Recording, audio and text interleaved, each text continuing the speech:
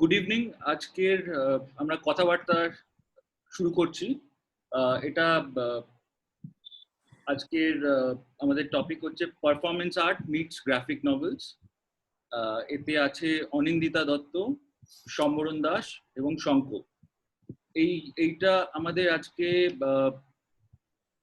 আমরা প্রডিউস করছি চাঁদেরহাট এবং শেল্টার প্রমোশন কাউন্সিলের উদ্যোগে। এটা তো performance art meets graphic novels একটা বিশাল বিশাল একটা জায়গা নিয়ে আমরা কথা বলছি।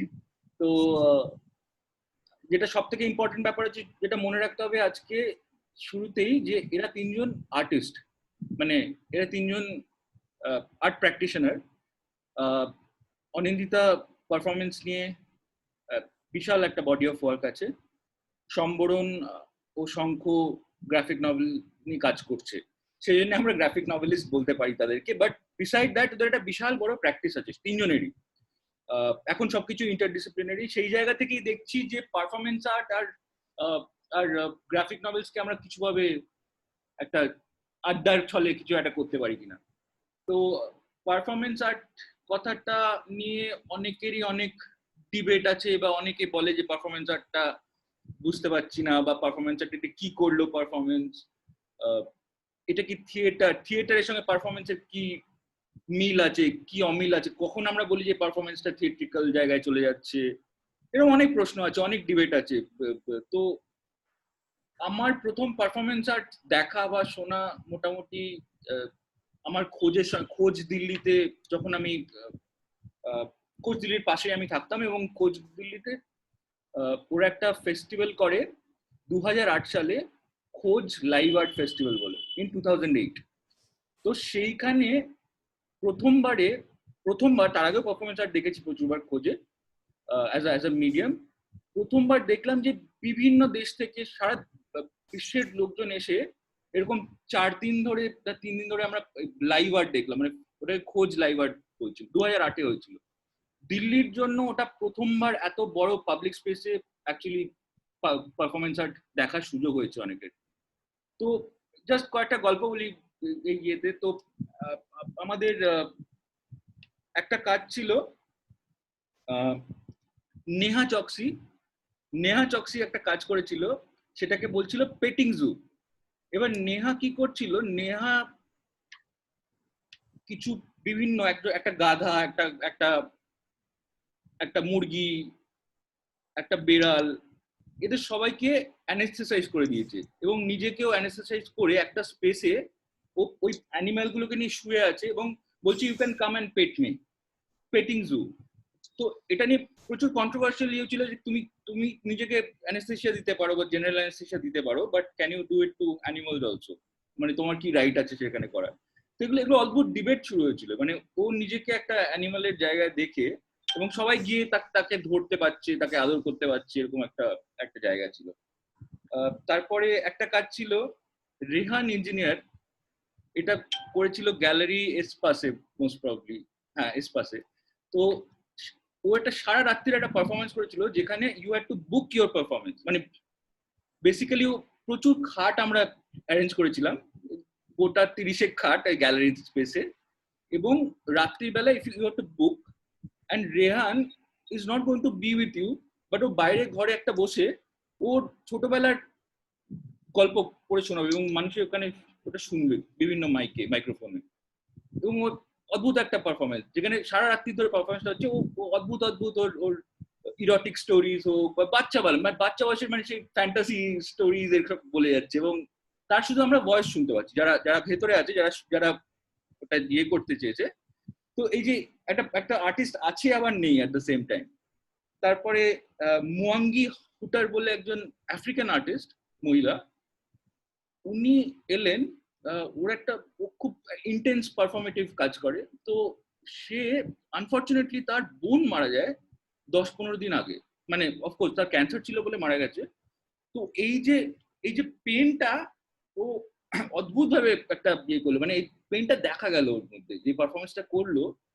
আমি বলবো একটা লাইফ টাইম পারফরমেন্স ছিল, যে একটা মানুষ কি করে নিজের গ্রিফটাকে ইয়ে করলো, মানে পেন, গ্রিফ, স্যাডনেস একটা জায়গায় একটা স্পেসে একটা পারফর্ম করলে 40 মিনিট ধরে। অদ্ভুত ভাবে একটা একটা কাপড়ের মধ্যে দিয়ে একটা নিজেকে শাউট করে এরকম একটা পারফরমেন্স করলো।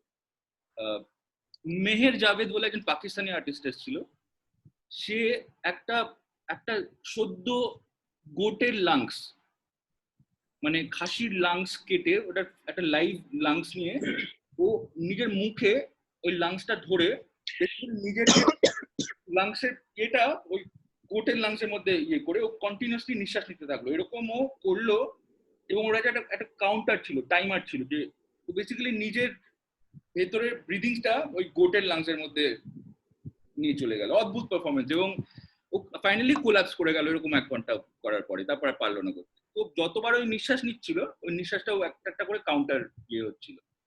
তো একটা একটা একজন আর্টিস্ট ছিল যে এবারের রেজা আফিসানা, এ হচ্ছে রুয়াং রূপা, যারা এবার কামিং ডকুমেন্টার যারা কিউরেটার, এবং এটা রুয়াং রূপা একটা খুব ইম্পর্টেন্ট একটা ইন্দোনেশিয়ান গ্রুপ কালেকটিভ। তো রেজার কাজ ছিল, রেজা এগেন ওই পেন, আর পেন মানে ইমোশনাল পেন হতে পারে, ফিজিক্যাল পেন হতে পারে, ও নিজেকে খালি আঘাত করতো ইন পাবলিক স্পেসে, মানে পড়ে যাচ্ছে, ধাক্কা খাচ্ছে, নিজে কন্টিনিউয়াসলি ওই ট্যাটু করে যাচ্ছে। ও এই পেনটা কিছুভাবে নিজেকে নিজের মধ্যে অ্যাবজর্ব করতো। তো অদ্ভুত পারফরমেন্স, এগেইন ওটা একটা সিরিজ অফ পারফরমেন্স ছিল ওই সময়টাও করতো।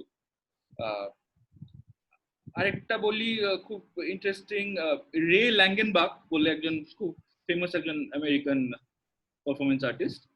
তো সে কি করলো, যেহেতু আমি এটা প্রডিউস করছিলাম, প্রডিউস মানে অ্যাজ আ আমি সিনোগ্রাফার ছিলাম ওখানে, মানে আমি প্রোডাকশনের জায়গাটা দেখছিলাম, শুধু আমি জানি এটা যে ও একটা পারফরমেন্সে ওটা লেকচার দিচ্ছে, খুব সিরিয়াস একটা ফিলোসফিক্যাল লেকচার দেওয়া শুরু করবে, কিন্তু আমি জানি ও একটা জিনিস ওখানে ইমপ্ল্যান্ট করেছে, 10টা লোক ইমপ্ল্যান্ট করেছে ওই লেকচারের মধ্যে, যারা ইচ্ছে করে ডিস্টার্ব করবে লোকজনকে। কেউ পয়সা ফেলবে, কেউ ঠিক করে হাসবে, কেউ একটা পক করে আওয়াজ করবে। তো এই যে করছে, এই যে মানুষের সাইকোলজিটাও, এটা শুধু আমি জানি, because I am producing that. তো বাকি কেউ জানে না কি হতে চলেছে। তো হঠাৎ করে এরকম এই ডিস্টারবেন্স করতে করতে লোকজনের মধ্যে ঝগড়াঝাটি, এই কেন করছে এরকম এরকম একটা ব্যাপার, এটা আলিয়ান্স ফ্রান্সেতে বেসমেন্টে হচ্ছিল। তারপরে উঠে রেগে চলে যাবে, বেরিয়ে যাবে, এটাই ওর পারফরমেন্স। তারপরে কি হবে, একটা একটা পুতুলালা, মানে ওই রাজস্থানী পুতুলালা যে টেবিলের চেয়ারে বসে পারফরমেন্স মানে বেসিক্যালি লেকচার দিচ্ছিল, ওখানে টেবিলের উপরে উঠে একটা পুতুল খেলা দেখাতে শুরু করবে, যে এটা ওর একটা ক্রিটিক টু টু এবার অনেকে ভাবছে যে এবার কি লোকটা ফিরে আসবে না কি হবে, এইভাবে একটা অদ্ভুত ভাবে পারফরমেন্সটা শেষ করলো। মানে মানুষের ওই একটা যখন একটা একত্রিত হয়েছে, কিভাবে ক্যারেক্টারটাকে ওরা প্লে করলো, মানে তাদের মেন্টালিটি। তো যাই হোক, আমি এগুলো বললাম কেননা এটা আমার প্রথমের দিকে দেখা পারফরমেন্সের কিছু আমি দিলাম, শেয়ার করলাম। এবং একটা বিশাল পারফরমেন্স, একটা প্রচুর বড় একটা আছে আমাদের দেশে পারফরমেন্সটা। আমি এখনো মনে করি যে অনেক স্কোপ আছে, আমরা তো এখনো পারফরমেন্স নিয়ে পড়াশোনা করছি না বা দেখছি না। আর পারফরমেন্স অ্যাজ আ টুল, মানে তোমার body as a tool, body as your material, এই সবকিছু নিয়ে অনিন্দিতা বলবে এবার। তো অনিন্দিতাকে আমি বলতে শুরু করতে বলছি, এবং বেসিক্যালি যেটা মেন বক্তব্য, যে অনিন্দিতা কি করে অ্যাজ আ আর্ট প্র্যাকটিশনার ও কি করে শুরু করলো পারফরমেন্সের জায়গাটা। খুব ইন্টারেস্টিং, খুব ভালো ওয়ার্ম আপ করলি সায়ন্তন, থ্যাঙ্কস ফর ইনভাইটিং। আর আমি কিছু অদ্ভুত কথা বলবো, যেটা আমি মনে হয় না কোথাও ক্যাজুয়ালি শেয়ার করি, কিন্তু যেহেতু এটা আড্ডা আমি শেয়ার করছি। আমার জার্নি আমি শুরু করি শান্তিনিকেতন থেকে। স্কাল্পচার ডিপার্টমেন্টে আমার গ্রাজুয়েশন, বিএফএ। তো শান্তিনিকেতন ওই সময় 94 to 99 এমন টাইম যেখানে আমাদের ওইরকম ওপেননেস ছিল না, সবাই আমরা মেইন স্ট্রিমে কাজ করছিলাম। পেইন্টিং ওয়ালা পেইন্টিং করছে, স্কাল্পচার ওয়ালা স্কাল্পচার করছে, স্কাল্পচারের মধ্যে সব রকম মিডিয়াম, স্টোন কার্ভিং থেকে ট্রেডিশনাল ব্রোঞ্জ কাস্টিং। তো যখন আমি ঢুকি তখন আমি এটা বুঝে ঢুকি, জানি যে কি আমার মধ্যে অসম্ভব চার্জ ছিল। এটা বলা খুব জরুরি, আমার পার্সোনালিটির সম্বন্ধে খুব বলা জরুরি, কারণ হচ্ছে আমার পারফরমেন্সটা বেসিক্যালি আমার পার্সোনালিটির সাথে ভীষণ জড়িত। কারণ হচ্ছে performance all of a sudden এসছে আমার লাইফে, আমি পারফরমেন্স কে না বুঝে পারফর্ম করতে শুরু করেছি। তো বলার উদ্দেশ্য, আমি স্কাল্পচার হিসেবে আমার গ্রাজুয়েশন হয়, তারপরে আমি ইউএসএ তে আসি, traditionally highly train, material wise খুবই এক্সপিরিয়েন্স। শান্তিনিকেতন যেটা আমাকে ফাউন্ডেশন দেয় সেটা হলো nature, down to the earth, ঘোরা, মানে খুব ক্যাজুয়াল একটা ফ্রিডম, আমাকে ফ্রিডমের নতুন এক্সপিরিয়েন্স দেয়, যেটাতে আমার মনে হলো যে space, energy, body kind of first time মিলে কিছু একটা স্পার্ক তৈরি করেছিল। সেটা হচ্ছে আমার জাস্ট এ স্পার্ক, কিন্তু আমার ততক্ষণে ব্রেনটা শুধুমাত্র ভাবছে যে স্কাল্পচার হিসেবে আমি সো আমি স্কাল্পচারই করার জন্য আমি তৈরি। কিন্তু যখন আমি ইউএসএ তে যাই, যখন মাস্টার ডিগ্রি ওখানে করি, তখন যে ইউনিভার্সিটিতে আমি ঢুকি, ইউনিভার্সিটি অফ আইওয়া সিটি, ওটা আবার খুব বিখ্যাত ওই সময় যে সব ডিপার্টমেন্টকে একসাথে ফুল ফ্রিডম দেওয়া। মাস্টার ডিগ্রিতে তুমি সবকিছু করতে পারো, একটা স্কাল্পচার পারফরমেন্স করতে পারো, ভিডিও করতে পারো, মানে সব এলিমেন্টস কে মার্জ করতে পারো। ওই টেস্টটা হঠাৎ করে যেন মনে হলো আগুনের মতন কাজ করলো, বারুদের সাথে আগুনের মতন। কিন্তু যেহেতু শান্তিনিকেতনে ওই রকম থিওরিটিক্যাল ইনফরমেশন ইদার আমি পাইনি, কিংবা নিজে সুযোগ করিনি, নিজের মাথা লাগাইনি যে পারফরমেন্স আর্ট কি হচ্ছে, বলে আমি কিচ্ছু জানতাম না। আর মাস্টার ডিগ্রি শুরু করেছি, আর এদিকে এত খোলামেলা দেখে মনে হলো রাইট টাইমে রাইট এনার্জি ক্লিক করে গেল। তারপর সেকেন্ড ইয়ার পৌঁছাতে আমি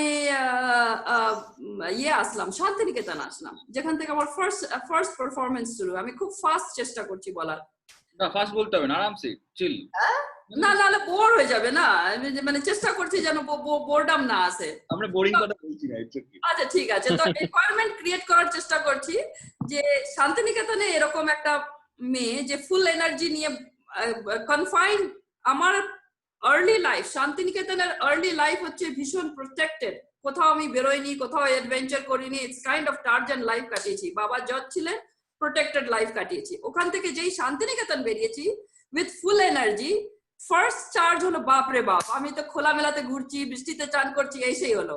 কিন্তু ওখান থেকে শুধুমাত্র স্কাল্পচারের ট্রেনিং নিই। তারপরে ফার্স্ট একটা টেস্ট বলতে পারো, যেটা আমি আমার বলা উচিত, ইনস্টলেশনের আমার একটা স্পেসের যে হয় না টেস্ট আসলো, যে ওয়াও, স্পেস খুব ইন্টারেস্টিং জিনিস, বড় বড় স্পেসে কাজ করা। যেমন কি একটা স্কাল্পচার করে নিয়ে গিয়ে আমি ভাঙা বাড়ি, কোথায় রায়পুরে গিয়ে একটা পুরনো বাড়িতে স্কাল্পচার গুলোকে ইনস্টল করে ছবি তুলেছিলাম। তো ওই জায়গাটা আমাকে টানে যে স্পেস কি জিনিস হয়। তারপরে ইউএসএ যাওয়া, এনিওয়ে ইউএসএ যাওয়ার পরে আমি বুঝলাম যে কোনো মিডিয়ামে তুমি যা কিছু করতে পারো। তো ওই ফ্রিডমটা আমার খুব অ্যাট্রাক্ট করলো। কিন্তু আমার তখনও কিন্তু পারফরমেন্সের যে ডেফিনেশন হয়, পারফরমেন্স ল্যাঙ্গুয়েজটার সম্বন্ধে জানা খুব ছিল না। তো হলো কি, চার্জ হিসেবে আমি ইন্ডিয়া আসলাম, আর প্ল্যান করলাম যে এইবার ছুটিতে সামারে ইউএসএ থেকে যখন আমি মাস্টার ডিগ্রি সেকেন্ড ইয়ারে আছি, তখন আমার মনে হলো যে এইবার ইন্ডিয়াতে সাইটে, শান্তিনিকেতনের সাইটে গিয়ে আমি কিছু পারফরমেন্স করব, কিছু আইডিয়াস মানে এমনি পাগলের মতন জার্মিনেট করলো। তো ভাবলাম কোপাইয়ে কিছু করব, কোপাই এত সুন্দর জায়গা। তারপরে সাইট সার্ভে করতে করতে দেখলাম যে একটা ব্রিক ফ্যাক্টরি দেখে ভীষণ অ্যাট্রাক্টেড হলাম। আর এমনিতেও আমার ওই ইনস্টলেশনের প্রতি যেহেতু টান শুরু হয়েছিল ইনিশিয়াল পিরিয়ডে, ওই কারণেও আমার অ্যাট্রাকশনটা হলো। কনসেপ্ট কিছুদিনের ভেতরেই সাইট দেখে ডেভেলপ করলাম। ফেলিওরের গল্প তোমাকে শুরুতে বলছি, কারণ না হলে ফেলিওর না হলে বোঝা যাবে না যে কি করে নেক্সট স্টেপ আমি নিলাম। ব্রিক ফ্যাক্টরিতে ফটোগ্রাফার হায়ার করলাম, একটা কম্পোজিশন রেডি করলাম। কম্পোজিশন খুব ভালো লাগলো আমার দেখে, যে কি ঠিক আছে, আমি স্টেপ বাই স্টেপ নিজেকে ব্রিক ফিল্ডে কনফাইন করব আর একটা স্টোরি নারেট করব। খুব ভালো লাগলো। তো কালো জামা, যেমন আগে ওই সময় জানতাম যে কি কালো জামাটা ইজ লাইক আ পারফরমেন্সের একটা নতুন, মানে এটাই হচ্ছে একটা আইডেন্টিটি, যতটুকু জানতাম। এনিওয়ে পারফর্ম করলাম, ছবিও তুললাম। সেলস বললো যে ফটো ছবি দেখে ভাবছি আমি একটা মডেলিং করেছি, এটাকে পারফরমেন্স বলে না। মানে কোথাও যেন আমাকে বুঝতে বাধ্য হলাম যে যে পাওয়ারটা নেই, মেসেজটা নেই, স্পেশালি যে মেসেজ। তো ওই ফেলিয়ারটা আমাকে খুব ভেঙে ফেললো, আর আমি মনে মনে ভাবলাম যে সামথিং ইজ মিসিং, কিন্তু আমি জানি না কি মিসিং, কারণ আমি পারফরমেন্সের কোনো বেসিস কোনো নিয়েও আসিনি, মানে হিস্ট্রিও পড়িনি, কিছুই জানি না, জাস্ট চার্জ নিয়ে কাজ করেছি। তারপরে মনে মনে ভাবলাম যে না, চেষ্টা করে দেখি এটার ভেতরেই কোথাও যেটা মিস করছে কম্পোজিশনে সেটা কারেক্ট করি। তো করতে গিয়ে হঠাৎ ওখানে একটা নদী ছিল পাতলা, এটা হচ্ছে আমার ফার্স্ট লাইফের ক্লে বডিতে টাচ করা। তো ওই ক্লেটা নিয়ে আমি রিয়েলাইজ করলাম যে আমাকে কোথাও ফ্লেশটা আমাকে বদার করছে, ফ্লেশটাই আমাকে মনে করাচ্ছে যে আমি একটা মডেলিং করছি, আর সঙ্গে সঙ্গে কনসেপ্টটাও আমাকে হেল্প করবে যদি আমি ফ্লেশকে ঢাকি। ফ্লেশকে আমি ঢাকলাম ক্লে দিয়ে, ফার্স্ট টাইম আমার ক্লে টাচ করলাম বডিতে আর হাতে। শান্তন, তুই ছবিটা কি দেখাবি? হ্যাঁ দেখাচ্ছি। কোনটা দেখাবো? ব্রিক কফি ফার্স্ট ফোল্ডারে যা। আমি ও কম ছবি দুটোই ছবি দিয়েছি। আমি শেয়ার করছি screen, so just hang on. First এটা দেখা, সরি যেটা গোটা, হ্যাঁ দুটোই বার করে নে, দুই ছবিটাই বার করে নে। পরেরটাতে যা, ব্রিক কফিনে যা। এটাও ফেলিওরের গল্প হচ্ছে, এটা পরে বলছি। এইটা তো? হ্যাঁ এটা আর এর পরের ছবিটাও ক্লিক কর, দুটো একসাথেই দেখি। হ্যাঁ, এটা বিনা ক্লে কভারে যখন আমি করি জাস্ট কাজ করলো না, এত বাজে ভাবে ফেল করলাম, জানি না কেন। কিন্তু আমার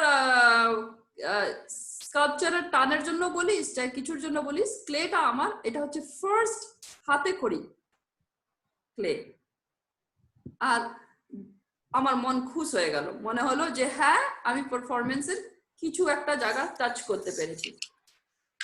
এবার ব্যাকে যা, আরেকটা ফেলিওরের গল্প বলি।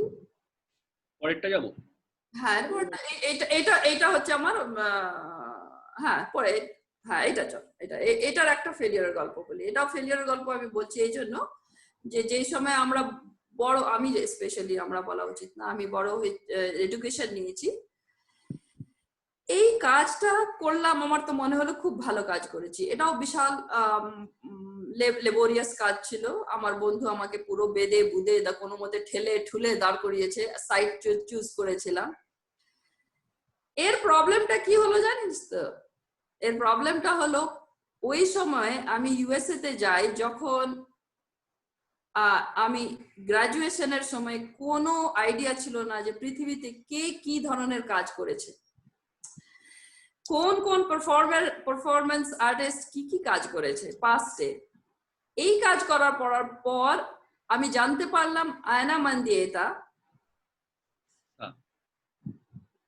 মানে সিমিলার কাজ, ইউ ওয়ন্ট বিলিভ। সে আজ আমি প্রথম তোকে দেখাচ্ছি সায়ন্তন, আর পুরো পাবলিককে দেখাচ্ছি এই কাজটা ইম্পর্টেন্ট কাজ, এই কাজটা রিয়েলি ভালো কাজ, কিন্তু আমি কোনোদিন দেখাই না, জাস্ট যে এটা খুব সিমিলার।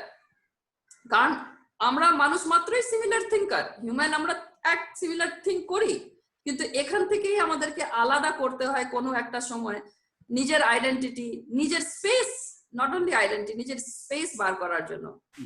তো এটাও কাইন্ড অফ ফেলিওর আমার অ্যাজ আ পারফর্মার, পারফরমেন্স ল্যাঙ্গুয়েজের তরফ থেকে। আচ্ছা, এরপর চল সেকেন্ড ফোল্ডারটা খোল, তারপরে কি আমি বলা শুরু করব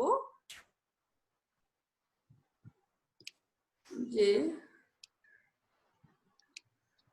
এটা সেকেন্ড ফোল্ডার হচ্ছে না? Second folder. ওই শিক্ষা হওয়ার পর আমি আস্তে আস্তে ল্যাঙ্গুয়েজটা বোঝার চেষ্টা করলাম যে বেসিক্যালি পারফরমেন্স ল্যাঙ্গুয়েজটা কি, আর আমি কেন পারফরমেন্স দিকে এত ঢুকছি। তো রিয়েলাইজ করলাম যে আমার দুটো খুব স্পন্টেনিয়াস ওয়েতে আমি ঢুকেছি, বিনা জেনে, বিনা বুঝে, কিন্তু টান এত বেশি ছিল যার ফলে আমি দুটো চেষ্টা করলাম একটু নিজেকে বোঝার জন্য যে কি কেন আমার এত টান হচ্ছে মেটেরিয়াল স্পেস অ্যান্ড টাইমের সাথে নিজেকে বডিকে ইনভলভ করতে। তো যেটা আমি এখনো বিশ্বাস করি সেটা হলো আমার এনার্জি লেভেল, মানে ভয়ঙ্কর এনার্জি লেভেল, মানে হয় না ওই রকম হাইপার কুকুর যাদেরকে না বার্ন এনার্জি না বার্ন করলে কাম হয় না, সো ওই ধরনের ব্যাপার।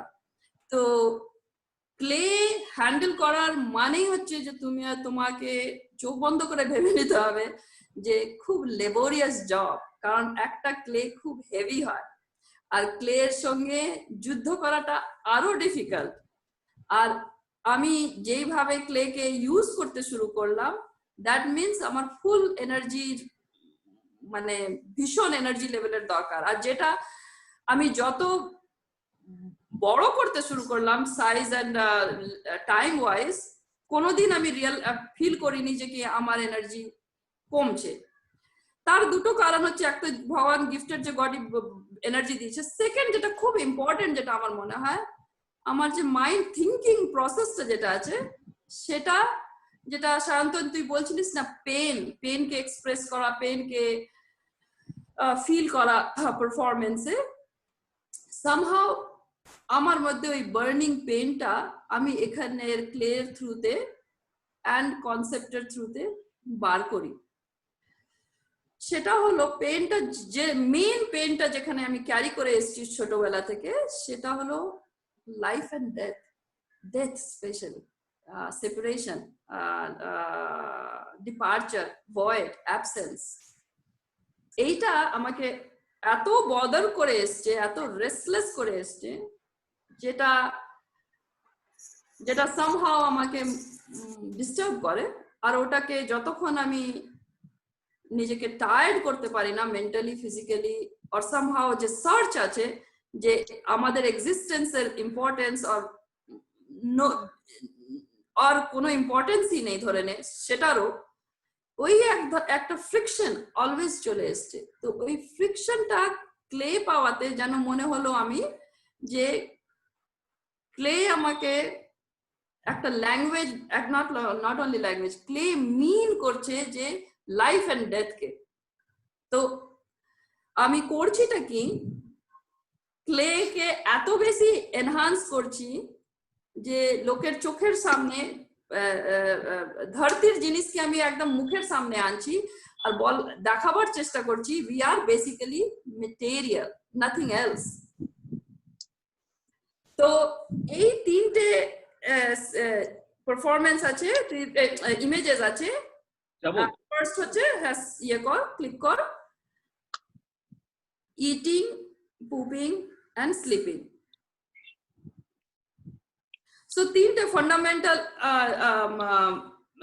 আমাদের বেঁচে থাকার যে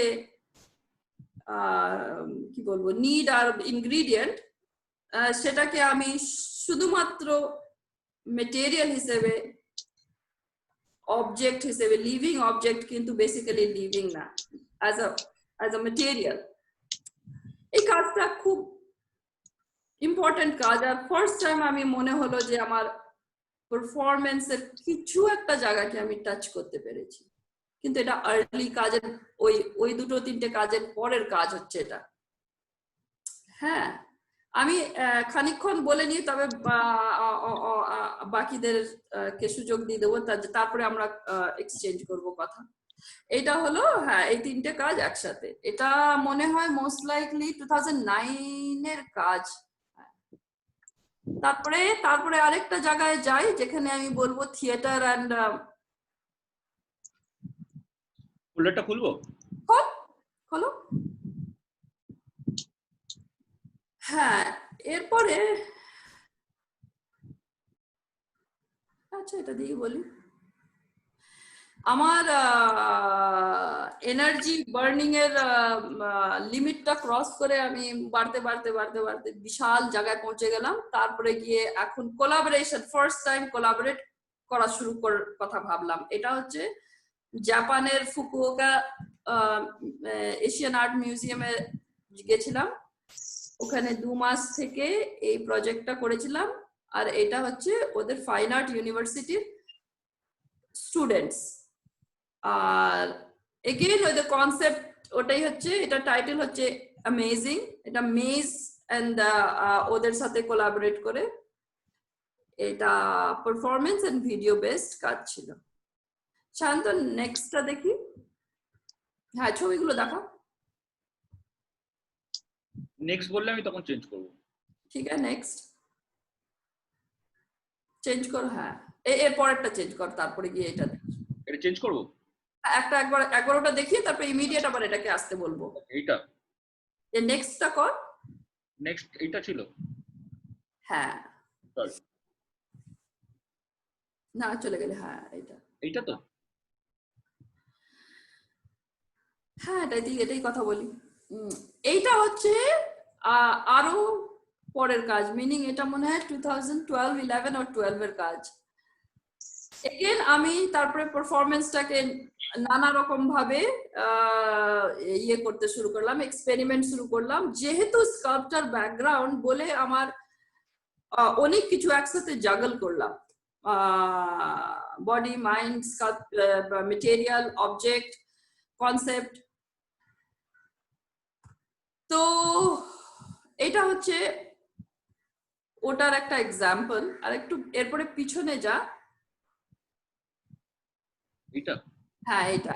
আর আমি ফটোগ্রাফ ডকুমেন্ট করতে শুরু করলাম, কারণ আমার পারফরমেন্সের জায়গাগুলো কে কম্বাইন করলাম, মানে রেজাল্টটা একটা জায়গা আছে, তার সঙ্গে সঙ্গে প্রসেসটাকেও ডকুমেন্ট করে ওটাকে এরকম করে ইমেজের একটা ইয়েতে ঢুকালাম। ভাবছি যে কি করে বলি, কিভাবে আমি দেখাই কাজগুলো আমি 3 ভাবে দেখাই। একটা হলো কমপ্লিট মেকিং, কারণ হচ্ছে যে এটা 1 মাস 1.5 মাসের প্রসেস। তারপরে গিয়ে যখন আমি টেক্সচার এন্ড ড্রয়িং করি দেওয়ালে, সেটা লাগে অ্যাটলিস্ট 8 আওয়ার্স মিনিমাম ড্রয়িং করতে হোল দেওয়ালে, কারণ হচ্ছে যে it's a huge big deal. আর যদি কমপ্লেক্স কম্পোজিশন হলো, যেটা আমি লাস্ট 2018 প্লেটফর্ম মলে করেছিলাম, সেটা 16 hours at a stretch, no sitting, nothing, আমি খালি জল খেতাম, মানে ওটা itself is a huge performance. রেজাল্টটা তো খার 10 মিনিটস 5 মিনিটস এর আমার একটা কম্পোজিশন রাখি along with my drawing and other activity। তো আমি 3 ভাবে ডকুমেন্ট করি। একটা হচ্ছে মেকিংটার, যেটা অনেক সময় লাগে, 1 মাস লাগে। তারপরে আমার নিজের ইনভলভমেন্ট, যেটা আমি কনস্ট্যান্ট ড্রয়িং করি, সেটা ডকুমেন্টেশন করি, সেটা লাগে ধরে নে মিনিমাম 8 আওয়ার্স টু 16 আওয়ার্স আমার করা ছিল। আর থার্ড হচ্ছে যে ফাইনাল প্রোডাক্ট 2 ভাবে করি, একটা হচ্ছে ভিডিও ডকুমেন্ট করি, আর সেকেন্ড হচ্ছে ফটোগ্রাফ ডকুমেন্ট করি। তো এটা হচ্ছে ওটা একটা এক্সাম্পল। তুই দুটো আরো কাজ দেখাতে পারো, বাকি দুটো? হ্যাঁ এটাও ওই সময়কার জাপানের মিউজিয়ামের কাজটা। এরা দুজনকে, এটাও video based and photograph based. তো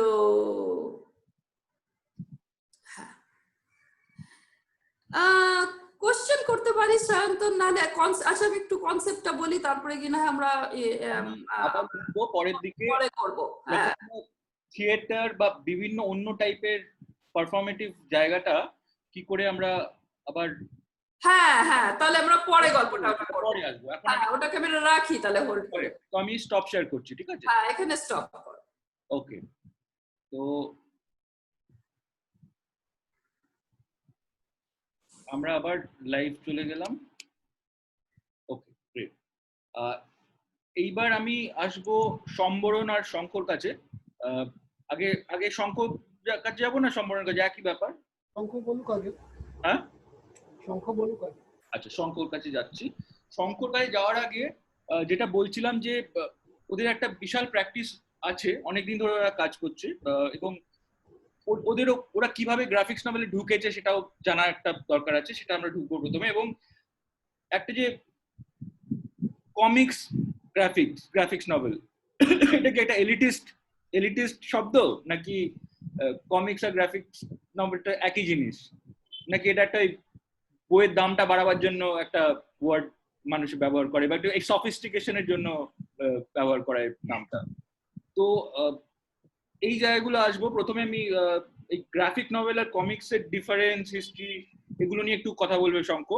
তার আগে বলে দিই, আমার যতদূর মনে পড়ে ওরকম 2008-9 বা 2010-এ বোধহয় প্রথম একটা পাও কালেকটিভ দিল্লিতে একটা একটা গ্রাফিক নভেল বার করে। তার নাম ছিল বোধহয় অ্যান্থোলজি নাকি, যেখানে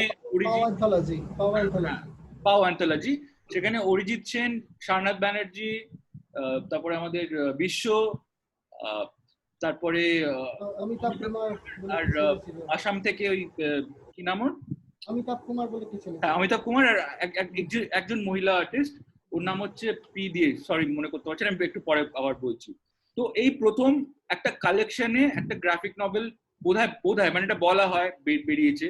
এবার এখানে ডিবেট আছে যে কে অরিজিৎ আগে প্রথম গ্রাফিক নভেলটা করেছে নাকি সারনাথ করেছে না কে করেছে। But what is interesting is as an artist এই যে 5 জনের নাম নিলাম, খুব ইন্টারেস্টিং এরা প্র্যাকটিসে ছিল। এবং আমার এগেন গ্রাফিক নভেল যখন হচ্ছে এদের সঙ্গে বন্ধুত্ব এবং যেভাবে ওদের কাজ দেখা, তো সেইখানে এই সারনাথেরই কথা বলি। সারনাথকে আমরা কতজন চিনি? সারনাথ এখন বার্লিনে থাকে, বার্লিন ইন্ডিয়া ঘুরতে থাকে। তো সারনাথ একজন আর্টিস্ট, বোধহয় 6 জন আর্টিস্টের মধ্যে একজন আর্টিস্ট, যে লন্ডন অলিম্পিক্সে 100টা বিলবোর্ডও একটা আর্টওয়ার্ক ছিল যেখানে 100টা বিলবোর্ডও ডিজাইন করে। এবং এই 100টা বিলবোর্ডে খুব ইন্টারেস্টিং একটা বডি অফ ওয়ার্ক ছিল, যেখানে ও কাজটা ছিল অলিম্পিক্স, তো মানে Olympics is all about winners. তো ও কি করলো, ও একটা বিলবোর্ড 100টা বিলবোর্ড বানালো, ইট ওয়াজ অ্যাবাউট দ্য লুজার্স, মানে যে সেকেন্ড হয়েছে বা যে জিততে পারেনি। তো অসাধারণ একটা কাজ আমি বলবো সেই জায়গা থেকে, যেখানে it's not talking about the winner but that participant who just lost by some means, মানে জাস্ট লুজ করে গেছে বা ওই টেনশন খেয়ে গেছে। এই যে সুন্দর একটা এটা নিয়েছিল, যেটা আমরা কথা বলি না, আমরা সবসময় মনে করি যে অলিম্পিক্স মানে জেতা এবং মেডেল, এই জায়গাটা এটা খুব ইন্টারেস্টিং জায়গা। তো এনিওয়ে আমি এবার শঙ্কর কাছে আসছি।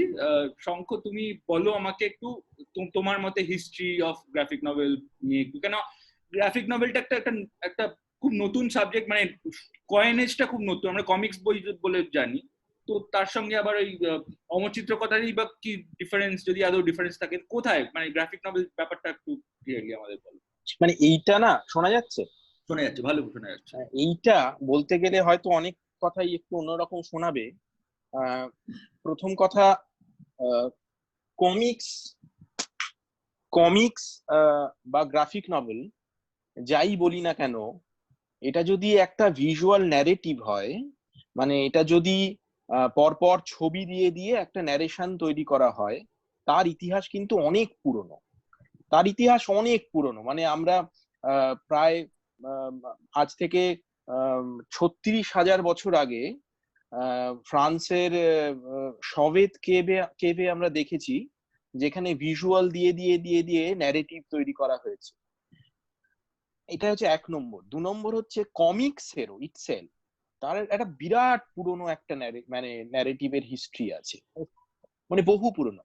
গ্রাফিক নভেল শব্দটা হাল আমলে খুব পপুলার হয়েছে। তার আমার মনে হয়, এটা যদি আমাকে জিজ্ঞাসা করো, তার একটা বড় কারণ হচ্ছে গ্রিক শব্দ গ্রাফোস থেকে নেওয়া হচ্ছে, তাতে একটা মানে ওজন বাড়ে, মানে একটা মনে হয় বাবা একটা ব্যাপার হলো। আর নভেল শব্দটার মধ্যে একটা কলেবরের ব্যাপার আছে, বেশ মোটা সোটা একটা ব্যাপার আছে। কিন্তু যদি শিল্পী হিসেবে বলো, যেটা আমরা প্র্যাকটিস করি, যেটা ছবি দিয়ে টেক্সট ভিজুয়াল বা শুধু ভিজুয়াল পরপর প্যানেল দিয়ে, এটা তো বেসিক্যালি ইটস এ ল্যাঙ্গুয়েজ। এটা দিনের শেষে একটা ল্যাঙ্গুয়েজ, যেরকম ফিল্ম বা মুভি, এটা একটা ল্যাঙ্গুয়েজ। তো এটাও একটা ল্যাঙ্গুয়েজ, যেখানে কেউ কেউ শুধু ছবি পরপর রেখেও গল্প বলতে পারে, বা কেউ কেউ ভিজুয়াল আর টেক্সট পাশাপাশি রেখেও গল্প বলতে পারে। সেটা গল্প হোক, গল্প না হোক, লিনিয়ার নন লিনিয়ার, সেটা যা খুশি হতে পারে। মানে এরকমও আছে যে বাজারের ফর্দ সেটাকে ওইরকম ভাবে মানে প্রেজেন্ট করা হয়েছে, বা আরো অনেক কিছু মানে মশা কামড়াচ্ছে তাই নিয়ে তার অভিজ্ঞতা তাই নিয়ে করা হয়েছে, বা আরো সাংঘাতিক সাংঘাতিক নানা রকম মানে আউট অফ দ্য বক্স কাজ করা যায়। এটা একটা ল্যাঙ্গুয়েজ, যদি ল্যাঙ্গুয়েজই হয় আমাদের দেশেও এর ইতিহাসটা অনেক পুরনো, যদি ল্যাঙ্গুয়েজই হয়। এবার গ্রাফিক নভেল এই শব্দ বন্ধ, এই ব্র্যাকেটের মধ্যে থেকে কারা কাজ করছে না করছে সেটা আবার একটা অন্য রকম ব্যাপার, তার মধ্যে আমি যাচ্ছি না।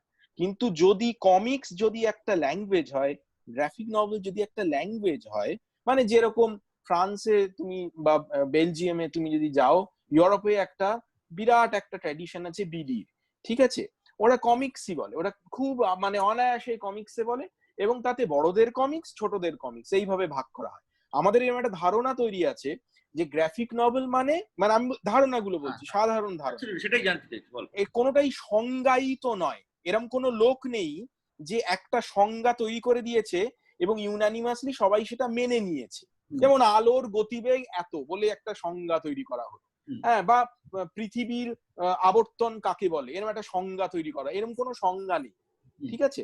তো এগুলো ভিন্ন ভিন্ন লোক বলে, ভিন্ন ভিন্ন মত বা অনেক মত আছে, এবং আমার মনে হয় সেটাই সবচেয়ে বড় ব্যাপার, যেখানে অনেক মত আছে। তো ফ্রান্সে যেরকম তুমি যদি ইউরোপে যাও, ইউরোপিয়ান কমিক্সের বড় ট্র্যাডিশন হচ্ছে বড়দের কমিক্স ছোটদের কমিক্স এইভাবেই ভাগ করা হয়। আমাদের এখানে গ্রাফিক নভেল বলতে আমরা সাধারণত মনে করি যে বড়দের পড়ার কমিক্সকে গ্রাফিক নভেল বলা হচ্ছে, কথাগুলো বেশ একটা ভারী হচ্ছে গ্রাফিক নভেল, কমিক্স বললে বেশ একটা ছোট একটা হাসি খুশি কমিক শব্দটা আছে যেটার সঙ্গে কমিক স্ট্রিপ জড়িয়ে আছে, তো অনেকে এইরকম ভাবে দেখেন আর সেটা সম্পূর্ণ তার চয়েস যিনি দেখেন। বা যেমন আমি যখন কাজ করেছি, আমি পাবলিকেশনের কাজ করেছি, আমার যে পাবলিশার, আমার মানে ধরো ম্যান্ডেলার যে কাজটা, সেটা ভারতের পাবলিশাররা গ্রাফিক নভেল বলে বিক্রি করছেন, একই কাজ ফ্রেঞ্চে অনুবাদ হয়ে যখন বিক্রি হচ্ছে ফ্রান্সে, তখন ওরা কমিক্স বলেই বিক্রি করছে, ওরা বিডি বলেই বিক্রি করছে, বুঝতে পারছো?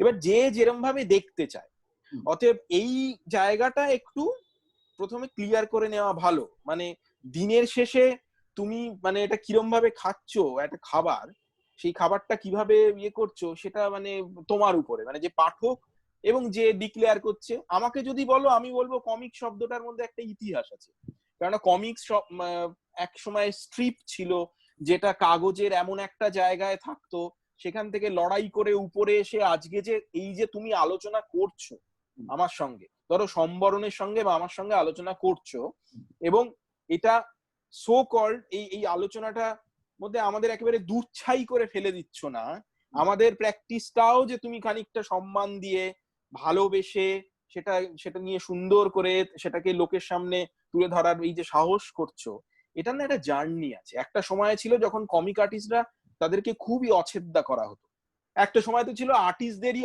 অছেদ্যা করা হতো, কবিদেরই অছেদ্যা করা হতো, তোমরা সবাই জানো, আমরা সবাই জানি।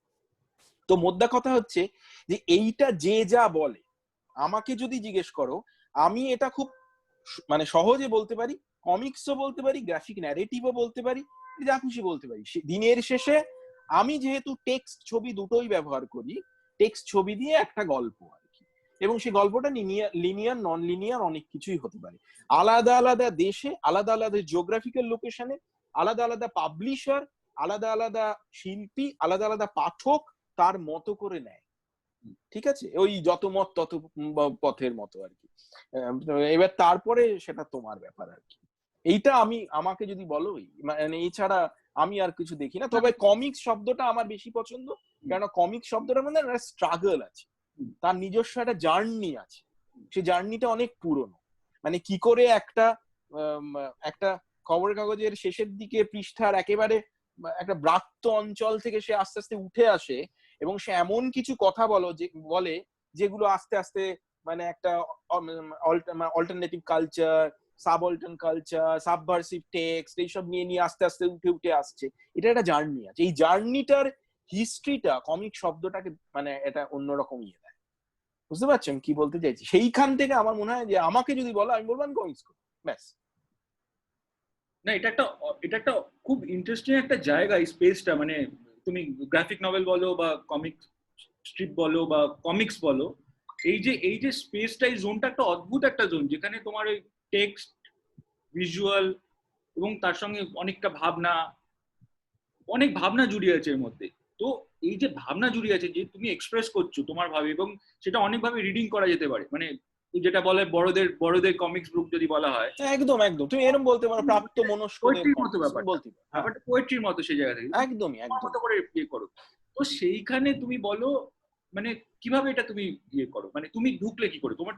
তুমিও ভিজুয়াল আর্টিস্ট ছিলে। আমি ভিজুয়াল আর্টিস্ট ছিলাম, আমি মানে ঢুকলাম একটা। সবসময় ভিজুয়াল আর্টিস্ট, তাই বলছি হ্যাঁ হ্যাঁ হ্যাঁ, ভিজুয়াল আর্ট থেকে তুমি এই মিডিয়ামটা হঠাৎ করে চুজ করলে, বা কখন তোমার মনে হলো যে এটা আমি কমফোর্টেবল এই স্পেসটা? এবং না একটা জিনিস আমি বলে দিই, আমি যখন আর্ট প্র্যাকটিস করতাম, সো কল্ড, এটারও একটা শব্দ, এই শব্দগুলো আমার সব থেকে বেশি, মানে এই শব্দগুলোর খেলা আমার সব থেকে বেশি পছন্দের। এই এই এই যে সো কল্ড ফাইন আর্টস আমরা যেটাকে বলি, মানে একেবারে পিওর ফর্ম অফ আর্টস এরকম ভাবে বলা হয়, যেন এই কমিক্স বা ইত্যাদি অমুক তমুক এগুলো খুব একটা ব্রাত্যজন এর পাশে পড়ে থাকে, হ্যাঁ, খুব একটা তেমন কিছু কলকে পায় না, মানে বাকি যে যারা, আমি এটা অনেককেই দেখেছি যারা হোয়াইট কিউব, আমি নিজে হোয়াইট কিউব এক্সিবিশন করেছি এবং আমি প্রসেসটার মধ্যে দিয়ে গেছি, দর্শকের সঙ্গে কথা বলেছি, কথা বলে বুঝতে পেরেছি এটার মধ্যে একটা অদ্ভুত পলিটিক্স কাজ করে, যে যেন হোয়াইট কিউব এক্সিবিশন ইনস্টলেশন এগুলো না ব্রাহ্মণ, বুঝতে পারছো তো? আর যারা কমিক্স করছে বা সাবলটান এইসব করছে, যারা দেওয়ালে ইয়ে করছে, তারা না কোনো একটা জায়গায় একটু লোয়ার কাস্ট, এরকম একটা মানে একটা চলতি ধারণা আমি দেখেছি লোকের মধ্যে আছে, যেটা আস্তে আস্তে দিন বদলাচ্ছে এবং লোকে আস্তে আস্তে একসেপ্ট করছে সব মাধ্যমেরই একটা পোটেনশিয়ালিটি আছে, এবং সেই মাধ্যমগুলো নিজের মতো করে তার ভাষায় কথা বলতে পারে। তুমি ভাষাটা যদি শেখো বা জানো সেটা তোমার ব্যাপার, যদি না জানো সেটা তোমার ব্যাপার, যদি শেখো বা জানো সেটা তোমার ব্যাপার, তুমি তাহলে বুঝতে পারবে কি ভাষায় কি কথা বলছে।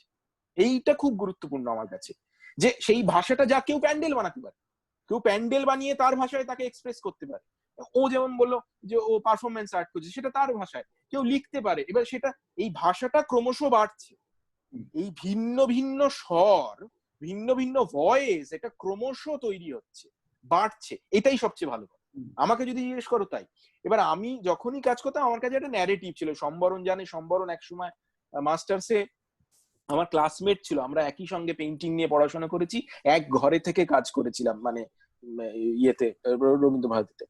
তো আমার কাজে ভীষণ ভাবে ন্যারেটিভ আসতো, ভীষণ ভাবে একটা সোকল্ড, মানে আমার মাস্টারমশাইটা বলতেন এটা না একটু ইলাস্ট্রেটিভ লাগছে, তারা যে এই যে এটা আমি তখন একটু ভেতরে খুব গুটিয়ে যেতাম, ওহো ইলাস্ট্রেটিভ লাগছে, তাহলে আমার এমন কিছু একটা করতে হবে যে এই বাক্সটার বাইরে বেরোতে হবে। পরে আমি বুঝলাম ওটাই আমার ক্ষমতা ছিল, এই যে ইলাস্ট্রেটিভ লাগছে ওইটাই আমার ক্ষমতা, ওটা নিয়েই বলা উচিত।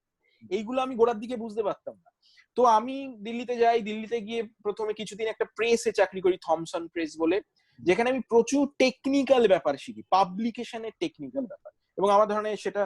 এবং আর একটা কথা বলে দিই, যদি আমি একটু বেশি হয়তো সময় খেয়াল থাকবে না, তুমি আমায় একটু মনে করিয়ে দিও, ঠিক আছে?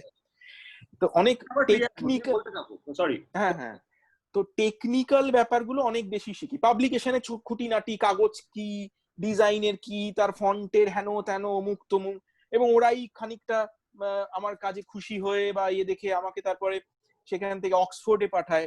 তো সেখানে অক্সফোর্ড ইউনিভার্সিটি প্রেসের সঙ্গে একটা কোলাবোরেশনে সেখানকার ওই প্রেসের টেকনিক্যালিটি অনেক কিছু শিখি, এবং ইলাস্ট্রেশনের কাজ করতে থাকি নানা রকম এই সেই। এরপরে আমি একটা অদ্ভুত, আমি জানি না এরকম কোনো কোম্পানি ভারতে আর আছে নাকি, একটা কোম্পানি জয়েন করি দিল্লিতে 2008 সালে, যে কোম্পানিটা শুধু, ওরা দাবি করে গ্রাফিক নভেল, বাচ্চাদের জন্য গ্রাফিক নভেল। দেখো এটা একটা মজার জিনিস, ওরা বলছে graphic novel for young readers, ঠিক আছে? তো এটাও আরেকটা স্পেস পেলে। তো সেইখানে জয়েন করি খানিকটা বেশি পয়সার লোভে, একেবারে পরিষ্কার কথা, এবং সেখানে গিয়ে আমি প্রথম মাধ্যমটাকে হাতে কলমে প্র্যাকটিস করা শুরু করি, এবং আমার কাজটা কিন্তু করতে করতে শেখা। ওই যে ও বলছে না পারফরমেন্স করতে করতে শিখছে, আমারও কাজটা তাই।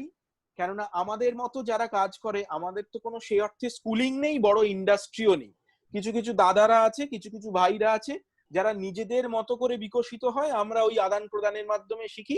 কোনোদিন হয়তো রাত্রে ফোন করে কথা বললাম, কোন দিন হয়তো দিনের বেলা আড্ডা দিলাম, এই করে করে ঘুরিয়ে পাড়িয়ে শিখতে থাকি। মানে আগে আমরা সুইমিং পুলে ঝাঁপ দিয়েছি, তারপরে সাঁতারটা শিখেছি, ব্যাপারটা এরকম ভাবে হয়েছে আমাদের। মোটামুটি আমরা যারা মানে কমিক্স বা গ্রাফিক নভেল বা গ্রাফিক ন্যারেটিভ নিয়ে কাজ করি, মোটামুটি সবারই।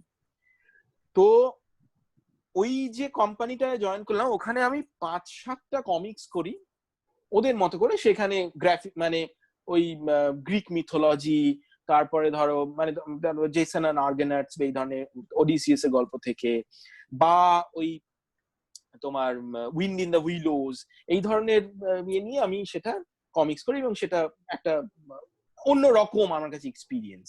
কারণ সিনেমাটা ভালোবাসতাম, তখন আমি ভাবতাম সিনেমার মতো করে করব, পরে বুঝলাম এটা একটা আলাদা ভাষা, আলাদাভাবে করা উচিত।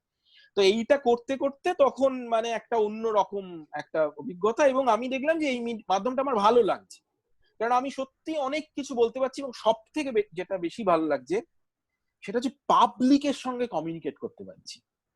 যেইটা আমার কিন্তু হোয়াইট কিউব এক্সিবিশনে আমি দেখলাম, সেই দিনের শেষে দেখতাম যে আমি যখন এক্সিবিশন করতাম মানে গ্যালারি বা হোয়াইট কিউবে, সেই দিনের শেষে 50-70টা লোক আসছে, তার মধ্যে 35.5 জনকে আমি চিনি, এবং তারা এসে যে কথা বলছে তাদের মধ্যে 19.5% কথা আমি আগেও শুনেছি।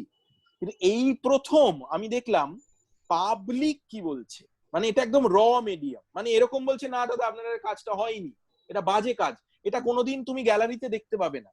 কেউ বলে না। আমরা এমন একটা প্র্যাকটিসে রয়েছি ভিজুয়াল আর্টে, যেখানে কেউ বলবেই না। তুমি ক্রিটিসিজম গুলো খুলে দেখো, ক্রিটিসিজমে কিচ্ছু বলবে না, বললে রেগে যাবে, তুমিও রেগে যেতে পারো বললে। হ্যাঁ, এবং সব থেকে কঠিন ব্যাপার হচ্ছে যাদের বয়স, এটা আমি সরাসরি বলছি, খুবই দুর্ভাগ্যের, যাদের বয়স 45 বা 50-এর উপরে, তারা যেন কোনোদিন কোনো খারাপ কাজ করতে পারে না। বুঝতে পারছো তো? মানে এইটা একটা মানে মানে খুব ঘোরতর। কিন্তু সেখানে আমি যখন দেখলাম, আমি যখন কমিক্স এর কাজ করছি, যে কেউ আমায় বলছে দাদা এইটা ভালো হয়নি, কি ভাই এটা ভালো হয়নি, এটা কি হয়েছে, কেউ বলছে এটা দারুণ হয়েছে। এইটার না একটা লোভ আছে, এটার না একটা লোভ আছে যে কনস্ট্যান্টলি তুমি যখন দেখতে পাচ্ছ যে পাবলিক ফিডব্যাক দিচ্ছে, এটার একটা লোভ, মানে সরাসরি লোকজনের সঙ্গে কথা বলতে পারছো, এটার না একটা লোভ আছে। এইখান থেকে আমার শুরু, এবং যে কাজটা প্রথম মানে আমার সব থেকে বেশি সারা জায়গায়, তুমি ওটা দেখাতে পারো, ওই ম্যান্ডেলার ওইটা। আমি শুরু করছি এবার স্ক্রিনটা। হ্যাঁ হ্যাঁ, স্ক্রিনটা দেখাতে পারো। ওই ম্যান্ডেলার কাজটা করি। এটা ম্যান্ডেলার বেসিক্যালি একটা বায়োগ্রাফি বাচ্চাদের জন্য, এটা ব্রাশ ওয়ার্ক দিয়ে কাজ করা, পুরোটা ম্যানুয়ালি ব্রাশ ওয়ার্ক করে করা। এবং এই সময়ই আমি অনেক কিছু বুঝতে পারি যে কোলাবোরেটিভ কাজ কি, তার অসুবিধে কি, তার এই কি সেই কি, অনেক কিছু। তো সেই ম্যান্ডেলার কাজটা করতে গিয়ে আমি তখন বুঝতে পারি যে না, এইটার একটা অনেক বড় একটা পোটেনশিয়ালিটি আছে। শুধু এটার মধ্যে ক্রেতা বিক্রেতা ও মুক্ত মুখ এরকম নয়, প্রচুর মানুষকে অ্যাড্রেস করা যেতে পারে যারা অন্য রকম ভাবে রিড করতে চাইছে, ইত্যাদি ইত্যাদি ব্যাপার। তো এবং সত্যি কথা বলতে ম্যান্ডেলার ওই কাজটি, তুমি এইটা খোলো দেখাচ্ছি, এটা 4টি ভাষায় অনুবাদ হয়েছে, যেটা মানে খুবই মানে এখানে দেখো স্ক্রিনে, হ্যাঁ স্ক্রিনে দেখো দেখা যাচ্ছে প্রথম থেকে তুমি দেখতে পাবে প্রথমে ইটালিয়ান, তারপরে ফ্রেঞ্চ, প্রথমে ফ্রেঞ্চটা অনুবাদ হয়েছিল, তারপরে ইটালিয়ান, তারপরে এটা অ্যারাবিক, আলাদা আলাদা ভাষায়। তখন বুঝতে পারি যে আমার ভিজুয়াল, আমি যে ল্যাঙ্গুয়েজটায় কথা বলছি তার ভিজুয়াল ল্যাঙ্গুয়েজের কোনো গন্ডি নেই। মানে এইখানেই মানে কোন একটা জিনিস পাল্টে গেল। ধরো একজন অ্যাক্টর যখন অ্যাক্টিং করে, একটা লেভেলে গিয়ে তার যেরকম তার এক্সপ্রেশনের কোনো গন্ডি নেই, তো ঠিক এই ভিজুয়ালের কোনো গন্ডি নেই, ভাষার জন্য এটা আটকে থাকে। তো এই কাজটা একটু রান করে দেখাও পরপর গুলো। এই কাজটা ওই মেইনলি ওই অ্যাপারথেড, ব্ল্যাক স্ট্রাগল এইসব নিয়ে, তো solid black and white contrast নিয়ে কাজটা করা হয়েছিল। তুমি বললে আমি নেক্সট করব, ঠিক আছে? হ্যাঁ, তুমি নেক্সট করতে পারো। তুমি দেখতে পাবে এখানে মানে অনেক কি, যেমন ধরো এইটা যদি তুমি দেখো, এই ভিজুয়ালটা এই পেছন দিকে, এটা সাউথ আফ্রিকার একটা দৃশ্য, এবং আমরা এটা নিয়ে আমাদের খুব বড় একটা টিম ছিল, খুব ভালো টিম। মানে আশওয়াতি সেনান বলে একজন ছিল, যে পরে এখন ইংরেজি পড়ায়, ও কমিক্স নিয়ে পিএইচডি করেছে। ও ভীষণ ভালো মানে মানে হেল্প করেছিল ওই এডিটোরিয়াল ইয়েতে। আমরা সেই সাউথ আফ্রিকার মিউজিয়াম গুলো, তারপর ওখানকার গভর্নমেন্টের সঙ্গে যোগাযোগ করে ছোট খাটো নানা রকম, মানে আমার কাজটা অনেকটা রিসার্চ বেসড হয়। মানে যতটা পারা যায় আমি চেষ্টা করি যে একটা সত্যি দেখানোর চেষ্টা। এটা আমার খুব মানে আমার একটা এটা অভ্যেস খানিকটা বলতে পারি। তো এই যে এটা দেখতে পাচ্ছি, এই যে পেছনে বাড়ি ঘরগুলো, এটা দেখে যে কেউ উত্তর কলকাতার বাড়ি মনে করতে পারে। এবং সত্যি এই কাজটা করার সময় আমার মনেই পড়ছিল যে এটা মানিকতলা বা এটা উত্তর কলকাতার একটা গলিঘুজি ওই বাড়ির মতো, এবং ওই ভিজুয়ালটা এখানে টক করে লাগিয়ে দাও। বা নেক্সটটা করো এটা, বা এই ধরনের এই যে লোকটি এখানে শুনছে, পেছনে রেডিওতে ওই রেডিওর কথাগুলো চলে যাচ্ছে ওয়েভের মতো, তো এই ধরনের কাজ করা। তো এইটা খুবই একটা আমাকে অন্যরকম একটা বলতে পারো কনফিডেন্স দিয়েছিল, কারণ কাজটা ভালোই প্রশংসা পেয়েছিল। এটা তখন ওই কমিক কনে বেস্ট গ্রাফিক নভেল অ্যাওয়ার্ডও পেয়েছিল। এটা আমাদের সবার একটা বিরাট মানে জয় আর কি, আমরা যারা, এটা লুইস হেলফিন্ডের লেখা। তো উনি মানে বলতে পারো এটা প্রথম কোলাবোরেটিভ কাজ, যে কাজটা করে আমি বুঝেছিলাম যে এই মিডিয়ামটা কতটা এক্সপ্লোর করা যেতে পারে, এবং সেটা নিয়ে। এবং এই সময় থেকেই মনে হয় আমার ভেতরে একটা হচ্ছিল যে আমি নিজের সাবজেক্টে নিজের কিছু একটা, না এইটা দিনের শেষে একটা ফরমাইশি কাজ ছিল। এটা ম্যান্ডেলার বায়োগ্রাফি ছিল, যেটা আমার কাছে স্ক্রিপ্ট হিসেবে এসেছিল, যেটা কাজ শুরু করেছিলাম মূলত আমি টাকার জন্য। আস্তে আস্তে সেটা দেখেছি আমি ভেতরে ঢুকে গেছি, মানে এটা it was kind of an arranged marriage, বুঝতে পারছো? এইটা তারপরে এই সময় থেকেই আমার মনে হয় যে আমি কেন, এটা পাবলিশ হয়েছিল 2011 সালে, 2009 সাল থেকে কাজটা শুরু করেছি। এই সময় থেকেই আমার মনে হয়েছিল, এবং বিশেষ করে যখন এই গ্রিক মিথোলজি গুলোর উপরে কাজ করছিলাম, তখন আমার মনে হচ্ছিল যে ইন্ডিয়ান মিথোলজি নিয়েও আমি কাজ করতে পারি। এবং সেইটা তখন আমার মহাভারত, কেন মহাভারতে একটা অসম্ভব প্লুরাল স্পেস আছে, তার মধ্যে সাংঘাতিক পলিটিক্স আছে, সেইগুলো নিয়ে আমার মনে হচ্ছিল অ্যাড্রেস করা যেতে পারে একটু। আমরা যাবো তোমার মহাভারত এবং হ্যাঁ ওটা পরে যাওয়াটাই ভালো। এটা নেক্সট করে এটা স্লাইডটা দেখিয়ে দাও, স্লাইড গুলো একটু দেখিয়ে নি। যেমন এইটা দেখো, এটা এটা এটা খুব ইন্টারেস্টিং। এটা ওই ম্যান্ডেলা বন্দি আছে তার জন্য দেখানো, তো এই সাদা কালো দিয়ে এটা পুরোটা ডিস্ট্রিবিউট করা হয়েছে একদম আলাদা আলাদা ভাবে।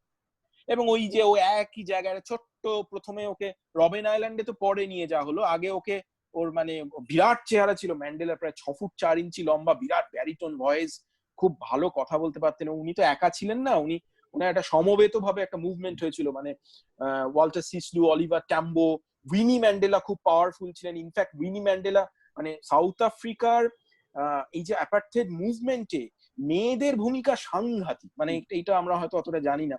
তো উইনি ম্যান্ডেলা ভীষণ পাওয়ারফুল ছিল। তো এইটা ওই গোড়ার দিকে যখন ওনাকে দমিয়ে রাখার জন্য একটা ছোট্ট ঘরে বন্দি করে রাখা হয়েছিল, তো এইগুলো ওই সাদা কালো দিয়ে এটাকে চেষ্টা করা হয়েছে এই করার জন্য। নেক্সট করো একটু, ওই যেটা আগে এটা দেখালাম। তো এই সময় থেকেই আমার ভেতরে দানা বাঁধতে থাকে যে মিথোলজি বা আমাদের দেশের সো কল রিলিজিয়াস গ্রন্থ বলে যেগুলো, কারণ আমার ধারণা আমাদের দেশের পলিটিক্স এবং যাবতীয় কিছুর একটা বড় অংশ কন্ট্রোল করে ধর্ম বা রিলিজিয়ান বেসড কনসেপ্ট নিয়ে, কাস্ট সিস্টেম হেন তেন মুক্ত। তো আমার মনে হচ্ছিল সেইগুলোকে অ্যাড্রেস করে কিছু করছি না কেন। এবং তখন মহাভারতে আস্তে আস্তে গবেষণা করা, এবং মানে এই গবেষণা বা রিসার্চ করা বা এএসআই তে যাওয়া, এই অনেক কথা বলতে হবে, সেটা বোধহয় আগে একটু আমরা সম্বরণ শুনিনি নাকি? না, তুমি এই সিরিজটা শেষ করো না, এবার তোমার সঙ্গে শঙ্খ এবং সম্বরণ দুজনের সঙ্গে আমি একটা জায়গা নিয়ে কথা বলবো, যেটা তুমি একটু বললে যে এই যে কোলাবোরেশন, যখন তুমি একটা গ্রাফিক নভেল করছো এবং তুমি বললে যে মানে স্টোরিটা আরেকজন লিখেছেন, মানে টেক্সটটা একজন লিখেছেন হয়তো, সেটা আমরা পরে আসবো, আমরা এটা পরে ঢুকবো ওখানে। এই স্ক্রিন থেকে বোধহয় এটা আমার এই ছবিটা সরিয়ে দিতে পারো। আচ্ছা, ওকে। হ্যাঁ, আমি কি আর দেখাবো ছবি না? না দরকার, এটা তো পরের সেকশনে চলে যাবে। ওকে, তাহলে আমি এটা স্টপ শেয়ার করছি। স্টপ শেয়ার করে এবার আমি চলে যাচ্ছি সম্বরণের কাছে। তো সম্বরণকে আমি যবে থেকে দেখছি, সম্বরণ একটা খুব ইন্টারেস্টিং জায়গাকে, মানে ও অ্যানার্কি নিয়ে কথা, ওর কাজে খুব অ্যানার্কি দেখতে পাচ্ছি, আমি ওর কাজে পলিটিক্স দেখতে পাচ্ছি, এবং এই এমন ভাবে দেখতে পাচ্ছি সেইভাবে। সম্বরণ, তুমি এবার বলো যে আমরা ঢুকবো, মানে কনভারসেশনে ঢুকবো, তুমি বলো তুমি কি করে গ্রাফিক নভেলটা শুরু করলে, তোমার জার্নিটা? না, আমি শুরু করছি একটা একদম অন্য প্রসঙ্গ দিয়ে, মানে যে প্রসঙ্গটা সাম্প্রতিক একটা প্রসঙ্গ। একটু কাছে নিয়ে একটু জোরে কথা বলো। আমি শুরু করছি একদম সাম্প্রতিক একটা প্রসঙ্গ নিয়ে, হ্যাঁ। যেটার সাথে গ্রাফিক নভেল বা এই আর্ট অ্যান্ড কালচারের হয়তো সেরকম সরাসরি কোনো যোগাযোগ নেই। তো তারপরে আমি আসছি। আর সংখ্যা অনেকটাই বলেছে যার সাথে আমি সহমত অনেকগুলো ক্ষেত্রে। তো আমি প্রথমে বলি আমাদের সংস্কৃতি বা কালচারের মুখটা নিয়ে। সেটা হচ্ছে যে আনন্দবাজারে দুদিন আগে একটা খবর দেখলাম যে 2 বছরের করোনা রেখার বাড়ি সিল। এটা আনন্দবাজার না, এটা এই সময় বেরিয়েছে। এই সময় 2 বছরের করোনা রেখার বাড়ি সিল। তো এইটা আমার প্রতিষ্ঠিত কালচার সংস্কৃতি, ঠিক আছে। আর এই সংস্কৃতি হচ্ছে কথায় কথায় রবীন্দ্রনাথের তোমার 25শে বৈশাখ আর 22শে শ্রাবণ পালন করে, আর রদ্দুর রায়কে খিস্তি করে। তো এই প্রথমত এই ব্যাপারটা বুঝতে হবে যে এই টোটাল সংস্কৃতি আর এই সংস্কৃতির এই ট্যাগগুলোকে ছেড়ে বেরোনো দরকার। মানে এইটা আর্ট নয়, হ্যাঁ এটা পারফরমেন্স, হ্যাঁ বা এইটা ইন্টারনেটে মিম হচ্ছে কি অমুক হচ্ছে তমুক হচ্ছে, এই পুরো মানে এই যে ভাবগুলো, এই ধারণাগুলো ছেড়ে বেরোতে হবে এবং বুঝতে হবে যে দ্যার ইজ মানে after internet has come into our lives, অনেক কিছু পরিবর্তন হয়েছে, অনেক মাধ্যম নতুন নতুন তৈরি হয়েছে এবং নানান মানুষের নানান রকম ভাবে নিজেকে এক্সপ্রেস করছে ক্রিয়েটিভলি। এবার সেটা আমি আর্ট বললাম কি সো কল্ড এস্টাবলিশমেন্ট আর্ট বললো কি না বললো তাতে কিচ্ছু যায় আসে না। তো আমার ব্যাপারটা আমি মূলত এই জায়গা থেকে শুরু করছি। তো আমারও হ্যাঁ, এবার আমি গ্রাফিক নভেলের জায়গাটায় ঢুকছি আস্তে আস্তে। তো আমার জার্নিটা শুরু হয় 2011 সাল থেকে, দুপুরবেলায় যেটা তোমার সাথে আলোচনা করছিলাম। খবরের কাগজে চাকরি একটা করতে ঢুকি এবং সেখানে আমার সিনিয়র যিনি ছিলেন তিনি আমাকে ইন্সপায়ার করেন, বিপুল গুহ, যে তুমি একটা ছোটদের একটা গ্রাফিক নভেল শুরু করো, এরকম এই ধরনের একটা নতুন বিষয় নিয়ে তুমি একটা কাজ করো। তো সেইখান থেকেই আমি ওই 2011 সালে বেঙ্গল পোস্টে যখন চাকরি করি, তো তখন থেকেই আমি একটা জার্নি শুরু করি গ্রাফিক নভেল নিয়ে, একটা ছোটদের গ্রাফিক নভেল করতে শুরু করি। তার সঙ্গে সঙ্গে উনি আমাকে একটা মানে একটা ছবি আঁকার খাতা উপহার দেন, যে খাতাটা আমি এঁকে ভরিয়ে ফেলি এবং সেটাও একটা ন্যারেটিভ সিকোয়েন্সিয়াল, একটা ন্যারেটিভ স্ট্রাকচার, একটা নন লিনিয়ার একটা তোমার কি বলবো নন লিনিয়ার একটা ন্যারেটিভ নিয়ে একটা তোমার এই so called text and image একটা ইন্টারপ্লে হয়ে একটা কাজ হিসেবে তৈরি হয়। আর তার সঙ্গে সঙ্গে এই ছোটদের গ্রাফিক নভেলটাও চলতে থাকে। তো আমার এই গ্রাফিক নভেল জগৎটায় আসাটা মানে আমি কখনো ভাবিনি যে আমি গ্রাফিক নভেল পড়বো। কি করনি? আমি কখনো ভাবিনি যে আমি গ্রাফিক নভেল পড়বো বা কমিক্সের জগতে ঢুকবো ওইভাবে আলাদা করে। তো আমার ওই আশাটাও খানিকটা অকস্মাৎ আশা। এইবার আমার ব্যাপারটা হচ্ছে আমি বরাবরই নতুন কিছু করার ব্যাপারে একটা উৎসুক বরাবরই ছিল যে নতুন কিছু করব এবং তার প্রতি একটা উৎসাহ ছিল। তো যখন এই গ্রাফিক নভেল বা এই কমিক্স জগৎটার সম্পর্কে মানে যখন এন্টার করলাম, তো তখন সেখানে একটা ন্যাচারাল উৎসাহ থেকেই বিষয়টাকে পারসিউ করি। তো সেখানে নিজের থেকেই করতাম কাজটা এবং সেখানে একটা সেলফ মোটিভেশনেরও ব্যাপার ছিল। তো যাই হোক, 1 বছর চাকরি করার পরে সামহাও সেই চাকরিটা ছেড়ে দিতে বাধ্য হই, তার কারণ সেই অফিসটা বন্ধ হয়ে যায় এবং তারপরে আমি নানান অন্যান্য জিনিসপত্রের মধ্যে ইনভলভ হয়ে যাই। তো একদিন আমার বন্ধু ধ্রুপদী ঘোষ আমাকে সুরজিৎ সেনের সাথে ইন্ট্রোডিউস করে, যে বলে যে তোমাকে একজন তোমার সাথে আলাপ করতে চায়, তো কিছু কাজের বিষয়ে তোমার সাথে কথা বলবে। তো তখন আমার ওই 2011-12 সাল নাগাদ আমার সুরজিৎ সেনের সাথে আলাপ হয়। তো সুরজিৎ সেন আমার বাড়িতে আসেন, ওনার সাথে আমার কাজকর্ম নিয়ে একটা আদান প্রদান ঘটে এবং তখন উনি গান্ডু সিনেমাটা নিয়ে কথাবার্তা বলতে শুরু করেন। তারপর বলেন যে এরকম একটা গ্রাফিক নভেল করার প্ল্যান আছে। তো আমি দেখলাম যে অনেকগুলো ভাবনা চিন্তা চলছিল প্যারালালি। তো দেখলাম যে এটা একটা ইন্টারেস্টিং স্কোপ, একটা অপরচুনিটি এবং তার সঙ্গে সঙ্গে একটা প্ল্যাটফর্ম। তো আমার সাথে কিশোর সেনের কথাবার্তা হয় এবং আমি বলি যে ঠিক আছে, আমি রাজি হই, আমি কাজটা করব। আর আমার রাজি হওয়াটাও ছিল একটা জায়গা থেকে যে আমি পূর্ণ স্বাধীনতা নিয়ে কাজ করব। আর 2 নম্বর কথা, আমার উৎসাহটা ছিল যেটা বাংলায় হবে কাজটা। তো এটা আমার কাছে একটা খুব জরুরি জিনিস যে কাজটা বাংলায় হবে। এবং আমার পুরো উৎসাহের আরেকটা জায়গা ছিল যে বাংলায় একটা একদম অন্যরকম কাজ করবো। যে কাজটা আগে সকল মানে আমার একটা নিজের উৎসাহের জায়গা থেকেই কথাটা বলছি যে কাজটা হয়তো আমি দেখিনি আমার পরিসরের মধ্যে। তো সেই উৎসাহ নিয়ে কাজটা শুরু করি। প্রথম 4টে প্যানেল করি, সুরজিৎ সেন এবং কিউ দুজনের সাথে কথাবার্তা হয় এবং তারা দুজনেই আমাকে পূর্ণ উৎসাহ দেয় যে তুমি তোমার মতন কাজ করো। রাদার আমাকে ভীষণভাবে পুশ করে, তোমার চ্যালেঞ্জ করে আর কি, ইমাজিনেশনের জায়গা থেকে যে তুমি করো, কতটা কি করতে পারো দেখি। তাহলে ঠিক আছে, আমি চ্যালেঞ্জটা নিলাম। তো ব্যাপারটা ঘটে যে একজন রাইটার, একজন ফিল্ম মেকার আর আমি যে ছবি আঁকি, তো তিনজনের মধ্যে একটা কোলাবোরেশন হতে শুরু করে।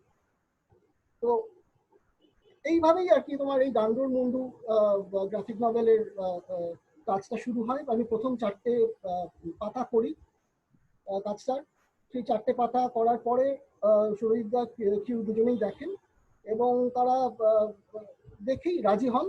রাজি হওয়ার পরে কাজটা এগোতে থাকে। তো this took a very long time to completely মানে পুরো জিনিসটা প্যান আউট হতে খানিকটা সময় নেয় এবং অনেকটা লম্বা সময় নেয়। তার কারণ এটার আলাদা করে কোনো ফান্ডিং সেই সময় ছিল না, because it was a collaborative process. কারণ আমি সেলফ একটা আমি জায়গা থেকে আমি বলেছিলাম যে হ্যাঁ আমি কাজটায় কোলাবোরেট করবো। এখানে সেই রকম কোনো কমার্শিয়াল টাকা পয়সার আদান প্রদান সেই অর্থে তখন ছিল না। এবং তো কাজটা নানান ভাগে ভাগে হয় এবং it took around 8 years to finally complete. and তারপরে এই 2019 সালে তোমার বইমেলায় ফাইনালি অরজয়েন্ট থেকে এটা পাবলিশড হয়। তার কারণ ওরা ঠিক করেছিল যে অরজয়েন্ট থেকেই সেটা পাবলিশ করা হবে। তো that was one major publication that happened in the graphic novel, মানে এই বাংলায় এই ধরনের একটা কাজ হলো। আর তার আগে একটা ওই তারানাথ তান্ত্রিক, সেটাও একটা অরজয়েন্টের প্রজেক্ট ছিল, সেই কাজটা ছবিগুলো দেখাবো সম্বরণ, সরি তোমাকে আমি আটকালাম, বলছি তোমাকে ছবিগুলো দেখাবো, এখন শেয়ার করবো স্ক্রিনটা। দেখাতে পারো, মানে গান্ডুর মুন্ডুটা দেখাতে পারো বা তারানাথ তান্ত্রিকটা দেখাতে পারো। আমি দেখাচ্ছি, ওই গান্ডুর মুন্ডুটা আমি আগে দেখাচ্ছি। এবং আমি এটা বলছি যে এই কোলাবোরেশনের যে কথা বলছে সম্বরণ, আমরা যদি গান্ডু ছবিটা দেখে থাকি, ফিল্মটা, এবং এই গান্ডুর মুন্ডু যেটা সম্বরণ করেছে, দুটো অসাধারণ কাজ। আমি দুটো কাজকেই খুব হাইলি মানে একটা সাকসেসফুল বডি অফ ওয়ার্ক হিসেবে দেখি দুটোকে। কেন একটা নতুন ন্যারেটিভ, মানে বাংলা সিনেমাতেও একটা নতুন ল্যাঙ্গুয়েজ ক্রিয়েট করেছিল কিউ। এবং সম্বরণের যে কাজটা একটা ইকুয়ালি, মানে একটা এরকম একটা সাবজেক্ট নিয়ে সেখানে দুটো এরকম প্যারালালি যে বডি অফ ওয়ার্ক হতে পারে, এবং দুটো মানে সম্বরণের কাছে সামওয়াট স্ট্রঙ্গারও বলা যায় আমার ইয়ে থেকে বা ইভেন ফিল্মটা থেকে। তো এটা একটা সাংঘাতিক কাজ, মানে যারা দেখেনি তারা। সম্বরণ এই কাজটা এটা কোন পাবলিকেশনের? এটা আমাকে, এটা অরজয়েন্টের, গান্ডুর মুন্ডুটা অরজয়েন্ট থেকেই পাবলিশ হয়েছে। অরজয়েন্ট, হ্যাঁ অরজয়েন্টের পাবলিকেশন, কারেক্ট। তো তুমি কি দেখতে পাচ্ছ স্ক্রিন দেখতে পাচ্ছি। হ্যাঁ, এটা একটা অসাধারণ কাজ, বডি অফ ওয়ার্ক এবং প্রচন্ড স্ট্রং ওয়ার্ক। তো হ্যাঁ বলো, এবার তুমি আপনার সম্বরণ বলতে থাকো। হ্যাঁ, তো এই কাজটা নিয়েই বলি তাহলে খানিকটা। তো হ্যাঁ, এখানে তিনজনেরই ভীষণ রকম ইনভলভমেন্ট আছে। মূল যদিও আঁকার কাজটা এবং ন্যারেটিভটাকে এগিয়ে নিয়ে যাওয়ার কাজটা আমি করেছি, এবং তার সঙ্গে সঙ্গে হ্যাঁ যেটা ব্যাপারটা হয়েছে, কাজটা করতে করতে ডেভেলপ করছে। আলাদা করে একটা সূক্ষ্ম গল্প ছিল যেটা সুরদীপ সেন এবং কিউ দুজনের সাথে আলোচনা হয়, এবং সেই সূক্ষ্ম মানে সেই 1 লাইনার কি 2 লাইনার কি 4 লাইনার এই গল্পটা থেকে একটা বড় ন্যারেটিভ তৈরি হয়। এবং এই ন্যারেটিভটা যখন তৈরি হচ্ছে, এই ন্যারেটিভের ভেতরে ভেতরে ভেতরে ভেতরে প্রচুর মানে মানে জুড়ে জুড়ে জুড়ে জুড়ে জিনিসটা যখন তৈরি হচ্ছে, তো তখন একটা নতুন জিনিস তৈরি হচ্ছে, নতুন নতুন অনেক নতুন নতুন ন্যারেটিভ ঢুকছে তার মধ্যে। এবং সেই ন্যারেটিভ গুলো কাজটা করতে করতে ডেভেলপ করেছে। মানে আমি কাজটা করতে করতে সুরজিৎ এটা করলে কেমন হয়, হ্যাঁ করো। হ্যাঁ, মানে একটা ঘটনার কেন্দ্র থেকে আরেকটা ঘটনার কেন্দ্রে যাবে গল্পটা। তো সেখানে এই যে যাবে, এই যে যাত্রাপথটা, এই যাত্রাপথটার মধ্যে আরো অনেকগুলো জিনিস ঘটছে। তো এই যাত্রা এইটা করতে করতে জিনিসটা একটা অন্যরকম স্ট্রাকচার তৈরি হয়। হ্যাঁ, এবং তার সঙ্গে সঙ্গে প্রচুর তোমার সাবটেক্সট ঢোকে গল্পটার মধ্যে। আর এই গল্পটা শুরু হচ্ছে মূলত মানে আমি যেভাবে করেছি যে এটা আমার বাড়ি যেখানে বসে কাজটা করেছি তালতলার বাড়িতে, সেই তালতলার বাড়ির ছাদের ঘর থেকে এই গান্ডুর যাত্রাটা শুরু হচ্ছে। গান্ডুর যাত্রাটা শুরু হচ্ছে, এই গান্ডুর মন্ডুর যাত্রা শুরু হচ্ছে এবং গান্ডু লাভ দিচ্ছে ওখান থেকে মূলত। এবং সেই পাড়া প্রতিবেশীর পুরো একটা সিনারি মানে ছবিও রয়েছে সেখানে। আর আরেকটা মজার ব্যাপার হচ্ছে এই মানে এই পুরো বইটার মধ্যে, সেটা হচ্ছে সুরজিৎ দার সাজেস্ট করেন যে নষ্ট আত্মার টেলিভিশন, ফাল্গুনী রায়ের কবিতার একটা সংকলন বা ওনার এই কবিতার বই যেটা নষ্ট আত্মার টেলিভিশন, তো এই নষ্ট আত্মার টেলিভিশনটাই গান্ডুর মন্ডুর মধ্যে আসবে আর কি, গান্ডু ন্যারেটিভটার মধ্যে চলে আসবে। তো এই 16টা না 15টা কবিতা ফাল্গুনী রায়, তো সেই সবকটা কবিতাই আর কি এই গান্ডুর মন্ডুর গল্পটার মধ্যে রয়েছে, এই ন্যারেটিভটার মধ্যে রয়েছে। তো এটা একটা ভেরি ইন্টারেস্টিং আমার কাছে অন্তত, এবং আশা করি রিডারের কাছেও, যে একটা এগোবো ছবিগুলো এগোবো না তুমি? হ্যাঁ, এগোতে পারো। তো একটা ভেরি ইন্টারেস্টিং মানে মানে কি বলবো কনজাংশন বলা যেতে পারে, যে একটা গল্পের মধ্যে আরেকটা গল্প ঢুকে যাচ্ছে। হ্যাঁ, এবং তার সঙ্গে সঙ্গে মানে একটা দুটো টাইম লাইনও ক্রস ওভার হচ্ছে, একটা 60s টাইম লাইন আর তার সঙ্গে সঙ্গে এই একটা টাইম লাইন। আর যদিও গান্ডুর কাজটার আলাদা করে কোনো টাইম লাইন সেট করা নেই, তবুও সে একটা কন্টেম্পোরারি সময়কেই রিপ্রেজেন্ট করে কোথাও একটা। তো হ্যাঁ, এই পর্যন্ত আপাতত বলছি, এবার তুমি জিজ্ঞাসা করো, আমি বলছি। তো বেসিক্যালি এই কাজটা যেটা তুমি বললে, মানে এটা একটা ল্যান্ডমার্ক কাজ, এবং এইখান থেকে আমার মনে আছে তুমি একটা একাডেমিতে পারফরমেন্স করলে, সেটা কবে 2015-16 নাগাদ? 2015-16 নাগাদ হবে। হ্যাঁ, তো এইটা একটা ইন্টারেস্টিং, যে আমার মনে হলো তখন আমি এটা সেরকমভাবে দেখিনি, রিড করিনি, কিন্তু এখন রিড করছি যখন সেই পারফরমেন্সটার কথা ভাবছি। ও একটা পারফরমেন্স করলো, সম্বরণ বলবে পারফরমেন্সটা কি করেছিল এক্স্যাক্টলি, কিন্তু আমার এখন আমি কানেক্ট করতে পারছি যে তুমি একটা জায়গা থেকে মানে এই প্র্যাকটিসটা তুমি এই যে মানে এই ছবি যে আঁকছো, ছবি আঁকার সঙ্গে ওই পারফরমেন্সটা তোমার একটা অদ্ভুত একটা এনার্জি রিলিজ হচ্ছিল, এবং তুমি বিভিন্ন মানে ওই পারফরমেন্সটাতে অ্যাকচুয়ালি 4জন বা 5জন আরো ওর আমাদের বন্ধু বান্ধবরা ছিল সেখানে, তারা কিছু একটা অ্যাক্ট করে যাচ্ছিল, সেটা সম্পূর্ণ বলো। আমি বলছি কেন আমি মিল খুঁজে পাচ্ছি পারফরমেন্সটার সঙ্গে, কিভাবে তুমি এটাকে ধরেছিলে, বা আদৌ তুমি সেটা ইন্ডিভিজুয়ালি দেখতে চাও না কিভাবে এটাকে ইয়ে করো। ও একটা খুব প্রপ বেসড, একটা প্রচন্ড প্রপ বেসড সাইট স্পেসিফিক, যেখানে ও রোজ রাত্রিবেলা আড্ডা মারতে যায়, সবকিছু মিলিয়ে মিশিয়ে একটা মানে ছিল একটা তার মধ্যে। তো সেটা কি ছিল যেখানে একটু বলো। তো এইবার পারফরমেন্সটার বিষয় ছিল ভ্যাট পুজো। ভ্যাট হচ্ছে ওই একাডেমির সামনে যেখানে আড্ডা মারতাম, সেখানে একটা ময়লা ফেলার কর্পোরেশনের একটা বড় মানে জায়গা ছিল। তো যেখানে কর্পোরেশনের মানে ওই অঞ্চলের সমস্ত ময়লাগুলো ওখানে ফেলা হয়, আর ওখানে আমরা বন্ধু বান্ধবরা গিয়ে আড্ডা মারতাম। তার কারণ আর আড্ডা মারতাম আর নেশা করতাম, বাংলা কথা। ওখানে গিয়ে নেশা টেশা করতাম, আড্ডা মারতাম। তো ওই জায়গাটার একটা মানে কি বলবো, এবং সেটা ছিল একদম একাডেমির পাশেই। এবার বরাবরই একটা চলমান সংস্কৃতিকে মানে যেটা হচ্ছে চতুর্দিকে, তার প্রতি একটা কি বলবো আমি ঠিক কি বলবো সেটাকে সাবভার্ট করা বললে হয়তো বড় কথা বলা হয়, কিন্তু বলা যেতে পারে সেটাকে কাউন্টার করা বা সেটাকে বারবার কোয়েশ্চেন করার একটা ব্যাপার আমি অনুভব করেছি কোনো একটা জায়গা থেকে, যে এবং আর ভ্যাট পুজো কাজটাও ছিল একটা অনেকগুলো কমপ্লিকেটেড বলবো না, অনেকগুলো কমপ্লেক্স একটা জায়গা থেকে তৈরি হয়েছিল। তো একটা বিষয় ছিল যে প্রথমত আমি ওই জায়গাটাকে একটা ট্রিবিউট দেবো, ওই অঞ্চলটাকে ট্রিবিউট দেবো, ওই বন্ধুগুলোকে ট্রিবিউট করবো একটা, কারণ অনেকদিন মালফাল খেয়েছি ওখানে, আর তৌফিকরাও ওখানে পারফর্ম করে, আড্ডা মারে, এবং ওখানে একটা ক্রমাগত একটা ক্রিয়েটিভ অ্যাক্টিভিটিও হয়, এবং তার সঙ্গে সঙ্গে একটা মানে বন্ধুত্ব, ক্রিয়েটিভিটি, আড্ডা মারা, নেশা করা, সবকিছু মিলিয়ে মিশে একটা পরিবেশ রয়েছে। আর তার সঙ্গে সঙ্গে যেটা রয়েছে একটা ডেকেডেন্স রয়েছে, ওই অঞ্চলটার একটা ডেকেডেন্স রয়েছে।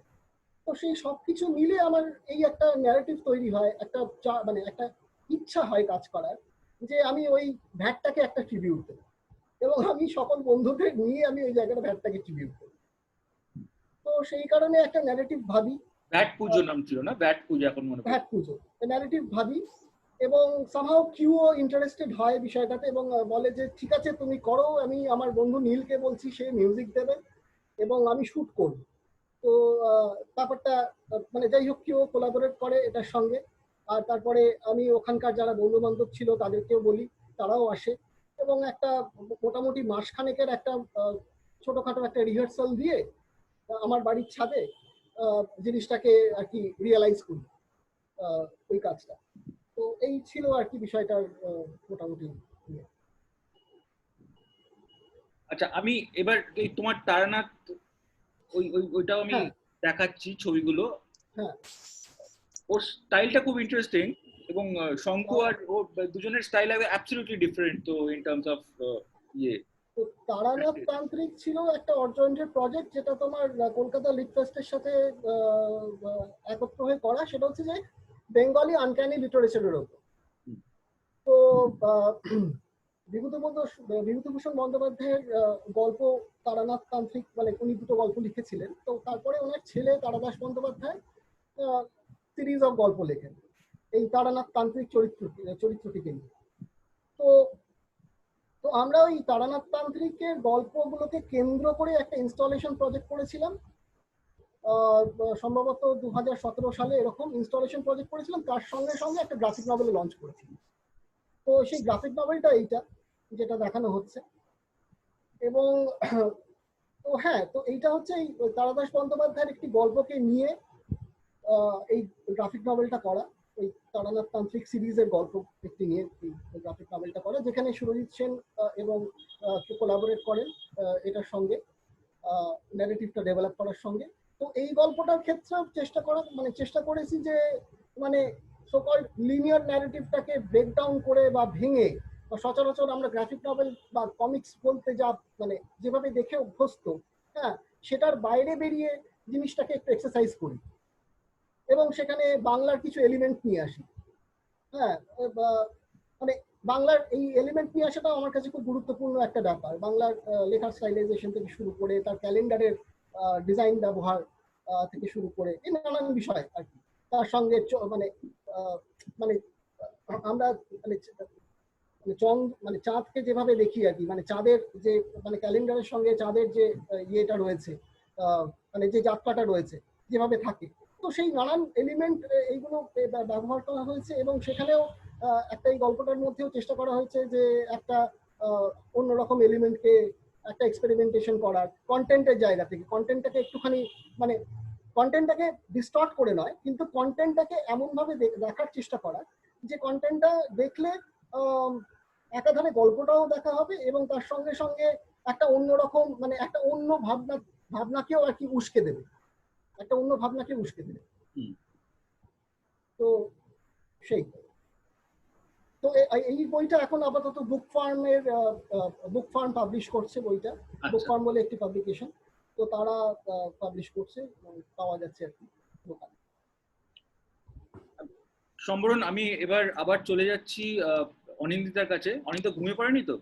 প্রায় হ্যাঁ, না না, এত ইন্টারেস্টিং ইয়েতে কনভারসেশনে কেউ ঘুমায়? অদ্ভুত।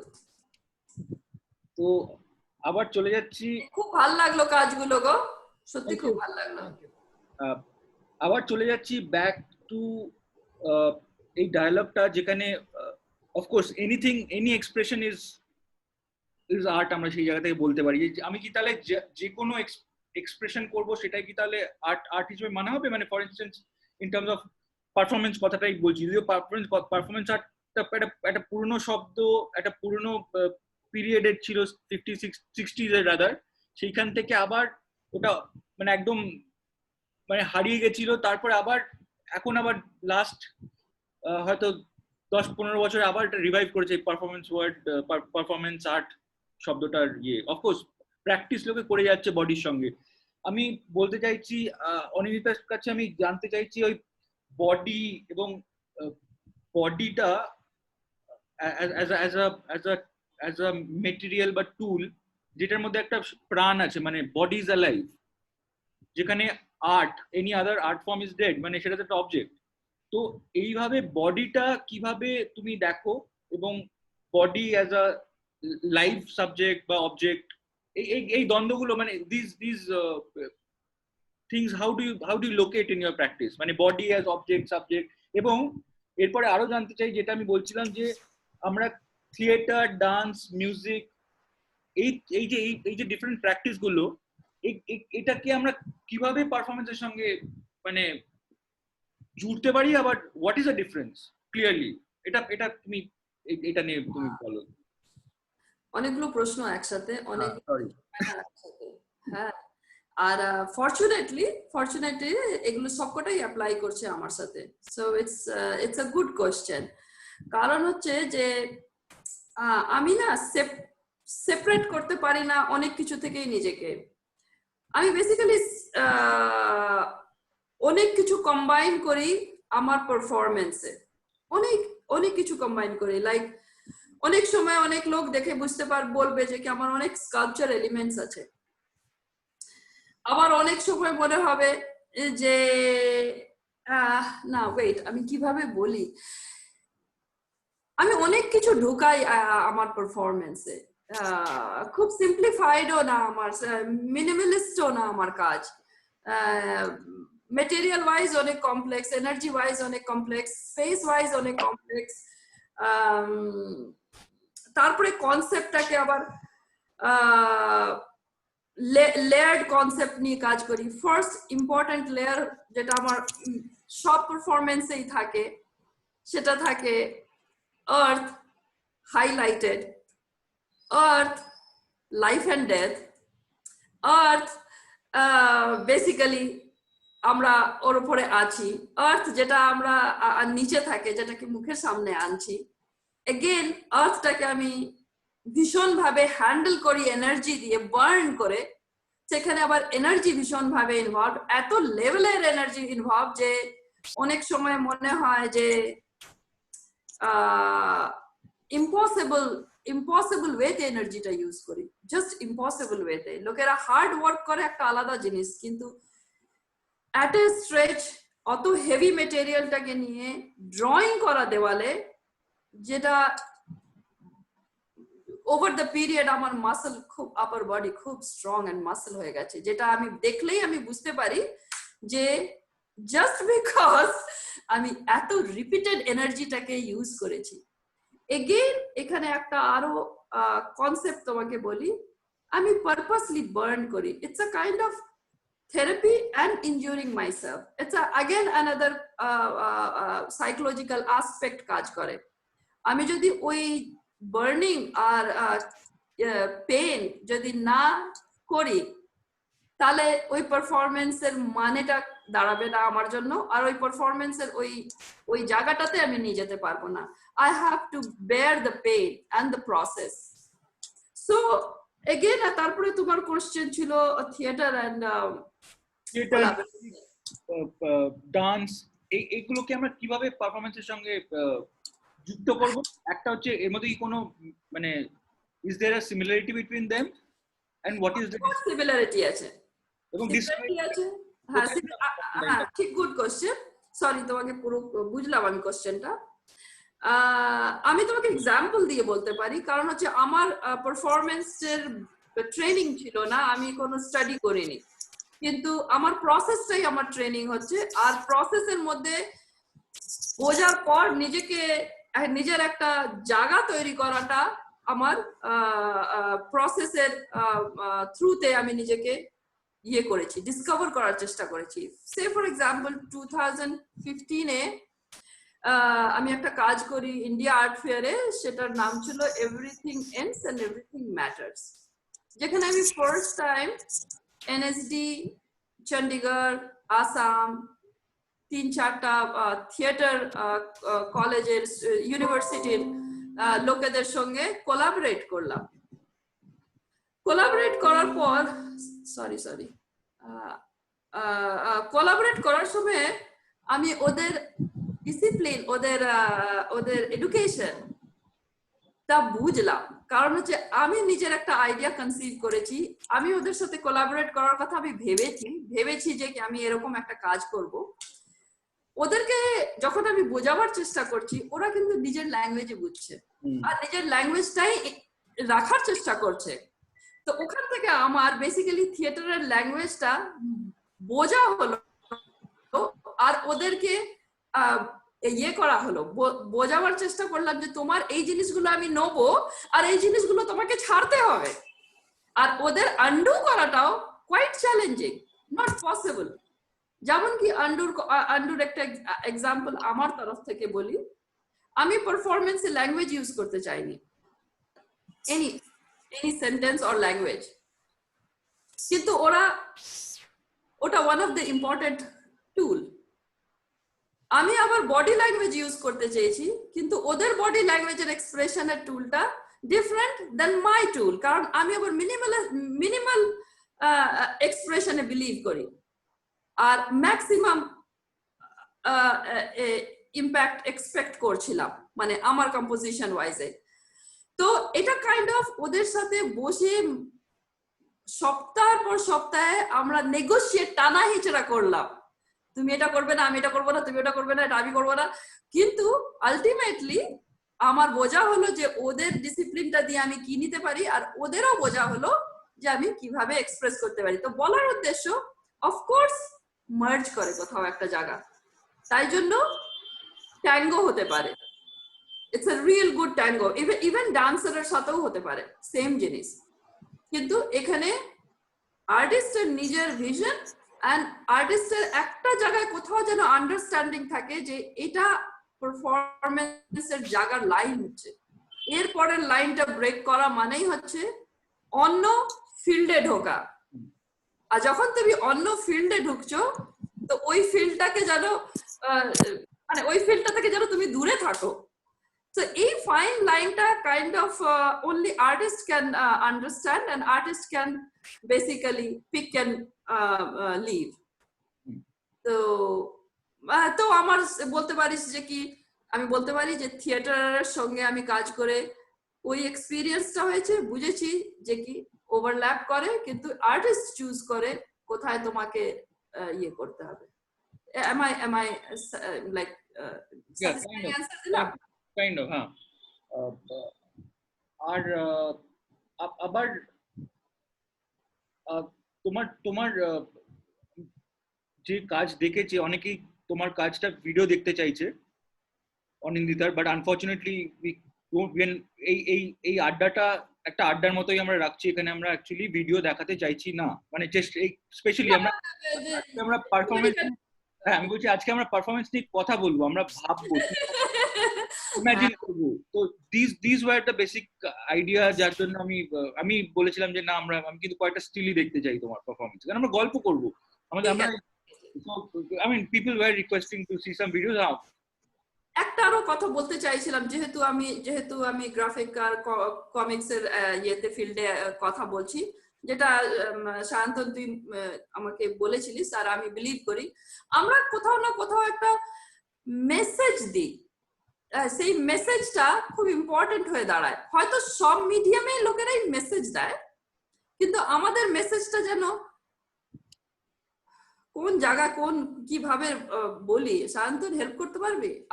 আমার পারফরমেন্সের মেসেজটা আর কমিক্সের মেসেজের মধ্যে কোথাও যেন একটা স্পার্ক আছে, কোথাও যেন একটা কি বলবো ওই এনার্জিটা কি বলবো একটু ভায়োলেন্ট বলতে পারি না? কোন মেসেজটা? আমি দুটোই ভায়োলেন্স দেখতে পারি, আবার আমি ভায়োলেন্স নাও দেখতে পারি, ডিপেন্ড করছে তুমি কোন মুডে দেখছো কি। হ্যাঁ মানে আমি একটা জিনিস আমি যেটা বলতে চাইছিলাম যে অনিন্দিতার কাজ যদি কেউ লাইভ দেখে থাকে, পারফরমেন্স আর্টের একটা বড় ইয়ে হচ্ছে যে পারফরমেন্সের ভিডিও দেখা আর পারফরমেন্সটা অ্যাকচুয়ালি প্রেজেন্ট হয়ে দেখাটার মধ্যে একটা বিশাল পার্থক্য আছে। First thing, because the audience also gets into the act কিছু ভাবে, you're just not an audience, so basically there is a one to one, মানে সবাই একটা পারফরমেন্সে কিন্তু লোকে বসে দেখছে এরকম নয়, it could be a site, যেখানে বলছিল সম্বরণ একটা একটা গার্বেজের ভ্যাটের আশেপাশে লোকে দাঁড়িয়ে গার্বেজের ভ্যাটটা নিয়ে কাজ করছিল যখন, তখন আশেপাশে টয়লেট আছে, একটা গাছ আছে, যে গাছে উঠেও কেউ দেখছিল, চাতাল আছে। তো people were placed in certain locations, your audience is all over, ঠিক ঠিক দেয়ার ইজ নো স্টেজ। মানে অনেকে তুমি স্টেজে ঢুকেও বসতে পারো, স্টেজের ওপরেও বসতে পারে কেউ চাইলে, যদি না পারফরমেন্স আর্টিস্ট ক্রিয়েট করে। তো এই স্পেসটা খুব ইম্পর্টেন্ট। এবং যেটা বলতে চাইছিলাম যে অনিন্দিতার কাজে কেউ যদি মাটি হাতে নিয়ে একটু ডালার চেষ্টা করে, তাহলে বুঝতে পারবে যে 1 মিনিট পরে হাত ব্যথা হয়ে যায়। তো সেখানে আমি যখন বলছে 16 ঘন্টা ধরেও মাটি নিয়ে, এবং মাটিটা কিন্তু ফার্স্ট একটা হেভি জিনিস, এবং মাটিটা শ্রিঙ্ক করে, হাতে শ্রিঙ্ক করে, মানে এটা এক্সট্রিম। যারা স্কাল্পটার এখানে এবং যে কেউ অ্যাকচুয়ালি যে কোনো আর্টিস্টই মাটি কোনো না কোনো ভাবে ব্যবহার করেছে, মানে হাতে নিয়েছে মাটিটা। এই মাটি নিয়ে যে কাজ করার মধ্যে একটা ইনর্মাস অ্যামাউন্ট অফ এনার্জি। এবং অনিন্দিতা যখন পারফরমেন্স করে না, ও সবসময় লাফাচ্ছে actually, basically she is full of energy. তো সেই জায়গাটাই বলছিলাম যে ওকে মানে ওর একটা অস্বাভাবিক এনার্জি লেভেল আছে, যেটা ও ডেসিমেট করে যখন ওর পারফরমেন্সের থ্রু দিয়ে। ভেরি ইন্টারেস্টিংলি আমার একটা প্রশ্ন ছিল, তোমার কি কোনো পলিটিক্যাল কনটেক্সট আছে? তুমি যখন মাটি নিয়ে কথা বলছো, are you also talking about liver, are you talking about many other things, নাকি তুমি একটা ল্যান্ডস্কেপ নিয়ে কথা বলতে চাইছো? কি নিয়ে তোমার? অফকোর্স যেটা প্রশ্নটা ভেগ হয়ে গেল, বা it is not so easy, but what is your politics of work? Social politics আছে জড়িত, কারণ ইয়ে পলিটিক্স নেই, সোশ্যাল ইস্যুস খুব জড়িত আছে। দাঁড়া বলি, আমার সাবজেক্টটা अगेन তোকে বলছি না, দু লেয়ারে থাকে। একটা বিশাল philosophical layer about our existence, life and death, very strong, খুব strong। তার সাথে সাথে একটা আমাদের প্রেজেন্ট জগতের রিয়েল লাইফ, যেমন কি যেটা উদাহরণ দিলাম, everything ends and everything matters. যখনই everything ends, that means I'm talking about philosophy, and everything যখনই ম্যাটার্স হচ্ছে, তখনই মানে জাগতীয় জগতের কথা আমি বলছি। মানে যা জগতে আমরা each and every day, either social হোক, পলিটিক্যাল হোক, পার্সোনাল হোক, এই তিনটেই ইস্যু গুলো আমি টাইম টু টাইম একটা পারফরমেন্সে ঢুকিয়েছি। কিন্তু ডেফিনেটলি একটা বিশাল ফিলোসফিক্যাল লোডেড সাবজেক্টের মধ্যে ডাজ ইট রিয়েলি ম্যাটার? হ্যাঁ, তো এই কমপ্লেক্স ইস্যুটাকে ইটসেলফ ব্যালেন্স করা আমার জন্য খুব টাফ, কারণ কোথাও না কোথাও একটু ইমব্যালেন্স হলেই আমি লপসাইডেড হয়ে যায়। আর ওই লপসাইডেডটা ব্যালেন্সটা রাখাটা আমার হচ্ছে বিউটি আমার কাজের। আর এগেন তার মধ্যে আসছে আমার নিজের সাফারিং, যে সাফারিংটা আমার পার্সোনাল, আর ওটাকেও আমি ক্যারি করতে চাই, ওটাকেও আমি ইকুয়ালি ইম্পর্টেন্স দিই। কারণ ওটা যদি না থাকে, তাহলে আমার এই দুটো ডাজন্ট ম্যাটার, এই দুটো কনসেপ্ট আমার কোনো এক্সিস্টেন্সই রাখবে না। তো এনার্জি বার্ন করাটা কিংবা আমার রেস্টলেস মাইন্ডটা আর ডিসকমফর্টের জায়গাটা সব থেকে বেশি ইম্পর্টেন্ট, ওটা হচ্ছে আমার স্পাইন। আর ওইটার সাথে তুমি এখন বুঝতে পারছো তো কতগুলো জিনিস নিয়ে আমি জাগল করার চেষ্টা করি। Of course it has many issues related to politics, social and personal. Of course personal তিনটে, কিন্তু টাইম টু টাইম একটা সাবজেক্ট পিক করেছি, ওটার সাথে এই 3-4টা এলিমেন্টস যেটা আমার সাথে অনগোয়িং এলিমেন্টস, ওগুলোকেও আমি সঙ্গে রেখে কাজ করেছি। ইয়েস, একটা প্রশ্ন আসছে, someone did a question here, anonymous. Is mime, will you consider mime as performance art? Mime মানে যে মাইন্ড জানি, অফকোর্স, কেন করা যাবে না? হ্যাঁ, এটা খুব পার্সোনাল প্রশ্ন, মানে এটা আমরা কেউ বলার নয় যে এটা হ্যাঁ এটা করা যাবে কি যাবে না। Anything is art. That is there, but of course you have to prove yourself that how involved and how focused you are to express yourself. Correct. হঠাৎ করে আমি একটা কিছু একদিন করে দিলাম, সেটাই যে আর্ট হবে এক্স্যাক্টলি ব্যাপার আছে। You are right, art cannot be anything. You don't need education, মানে এডুকেশন মানে তোমাকে যে কলেজেই পড়তে হবে আর্টটা করার জন্য, not necessary, but you need to develop skills you need to develop a mentality. The practice and involvement is necessary. Practice and involvement, and so intense involvement, not only just involvement. আচ্ছা, এবার আমি আবার শঙ্কর কাছে চলে যাব এবং শঙ্কর কাছে জানতে চাইবো, শঙ্কর তোমার কাছে এবার আসছি, এবং তোমার যে হিস্ট্রি নিয়ে কাজ করছো বা হিস্ট্রি মাইথোলজি এই সাবজেক্ট গুলো নিয়ে তুমি বিশাল একটা তোমার একটা প্র্যাকটিস আছে এবং স্টাডি আছে, সেইটা নিয়ে আমাদের একটু বলো। এবং এগেইন কোলাবোরেশনের জায়গা থেকে তুমি আমাদের বলো যে তুমি শিবাজিদার সঙ্গে কিভাবে, শিবাজি বন্দ্যোপাধ্যায়ের সঙ্গে কিভাবে কাজ করেছো, বা কি হোয়াট ওয়াজ দ্যাট প্রসেস, এবং তুমি কিভাবে ওই হিস্ট্রির ব্যাপারটা বলছিলে ওটা আমাদের একটু এবার শেয়ার করো তোমার এই কাজটা। ওই আমি যখন ওই গ্রিক মিথোলজি নিয়ে কাজ করছিলাম তখনই আমার মনে হয়েছিল যে মহাভারত নিয়ে একটা মানে বড় স্কেলে কাজ করা সম্ভব। তার কারণ আমরা যেভাবে মহাভারতকে ভিজুয়ালাইজ করে থাকি, সাধারণত সব থেকে ডমিনেন্ট অবশ্যই বি আর চোপড়ার মহাভারত, এছাড়া রবি বর্মার কাজ আছে, বিভিন্ন পটচিত্র আছে, তারপরে আমাদের মন্দিরের গায়ের ভাস্কর্য আছে। তো আমাদের তো নানা রকম ভিজুয়াল আসে। তো মহাভারত কেমন দেখতে এইটা যদি ভাবতে হয়, এটা যদি কাউকে জিজ্ঞাসা করা যায়, তখন সে তার মতো করে একটা ভিজুয়ালের কথা বলবে, এবং সেই ভিজুয়ালটা তৈরি হয়। আমরা সবাই জানি আমাদের মেমোরি কিরকম ভাবে কাজ করে। আগের দিনই সঞ্চয়নদার সঙ্গে যখন তুমি কথা বলছিলে, সঞ্চয়ন একটা দারুণ কথা বলেছিল যে মেমোরি কোনো পুরোনো জিনিস না, মেমোরি একটা একেবারে প্রেজেন্ট জিনিস, যেটা একদম সঙ্গে নিয়ে আমরা চলছি, এবং সেটা সেরকম ভাবে ইয়ে হয়। তো তখনই আমার মনে হয়েছিল যে মহাভারতের একটা অল্টারনেটিভ ভিজুয়াল আমি তৈরি করতে পারি কি না পারি, এবং যেটা টেক্সটের উপর ভিত্তি করে মহাভারতে কি আছে তার উপর ভিত্তি করে। কেননা মহাভারতে এমন অনেক কিছু আছে যেটা একদম অন্যরকম একটা ভিজুয়াল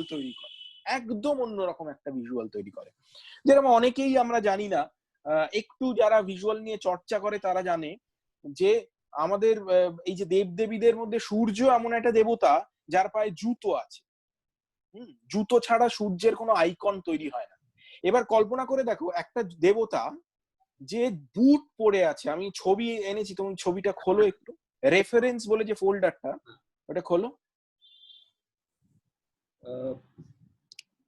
খুলছি।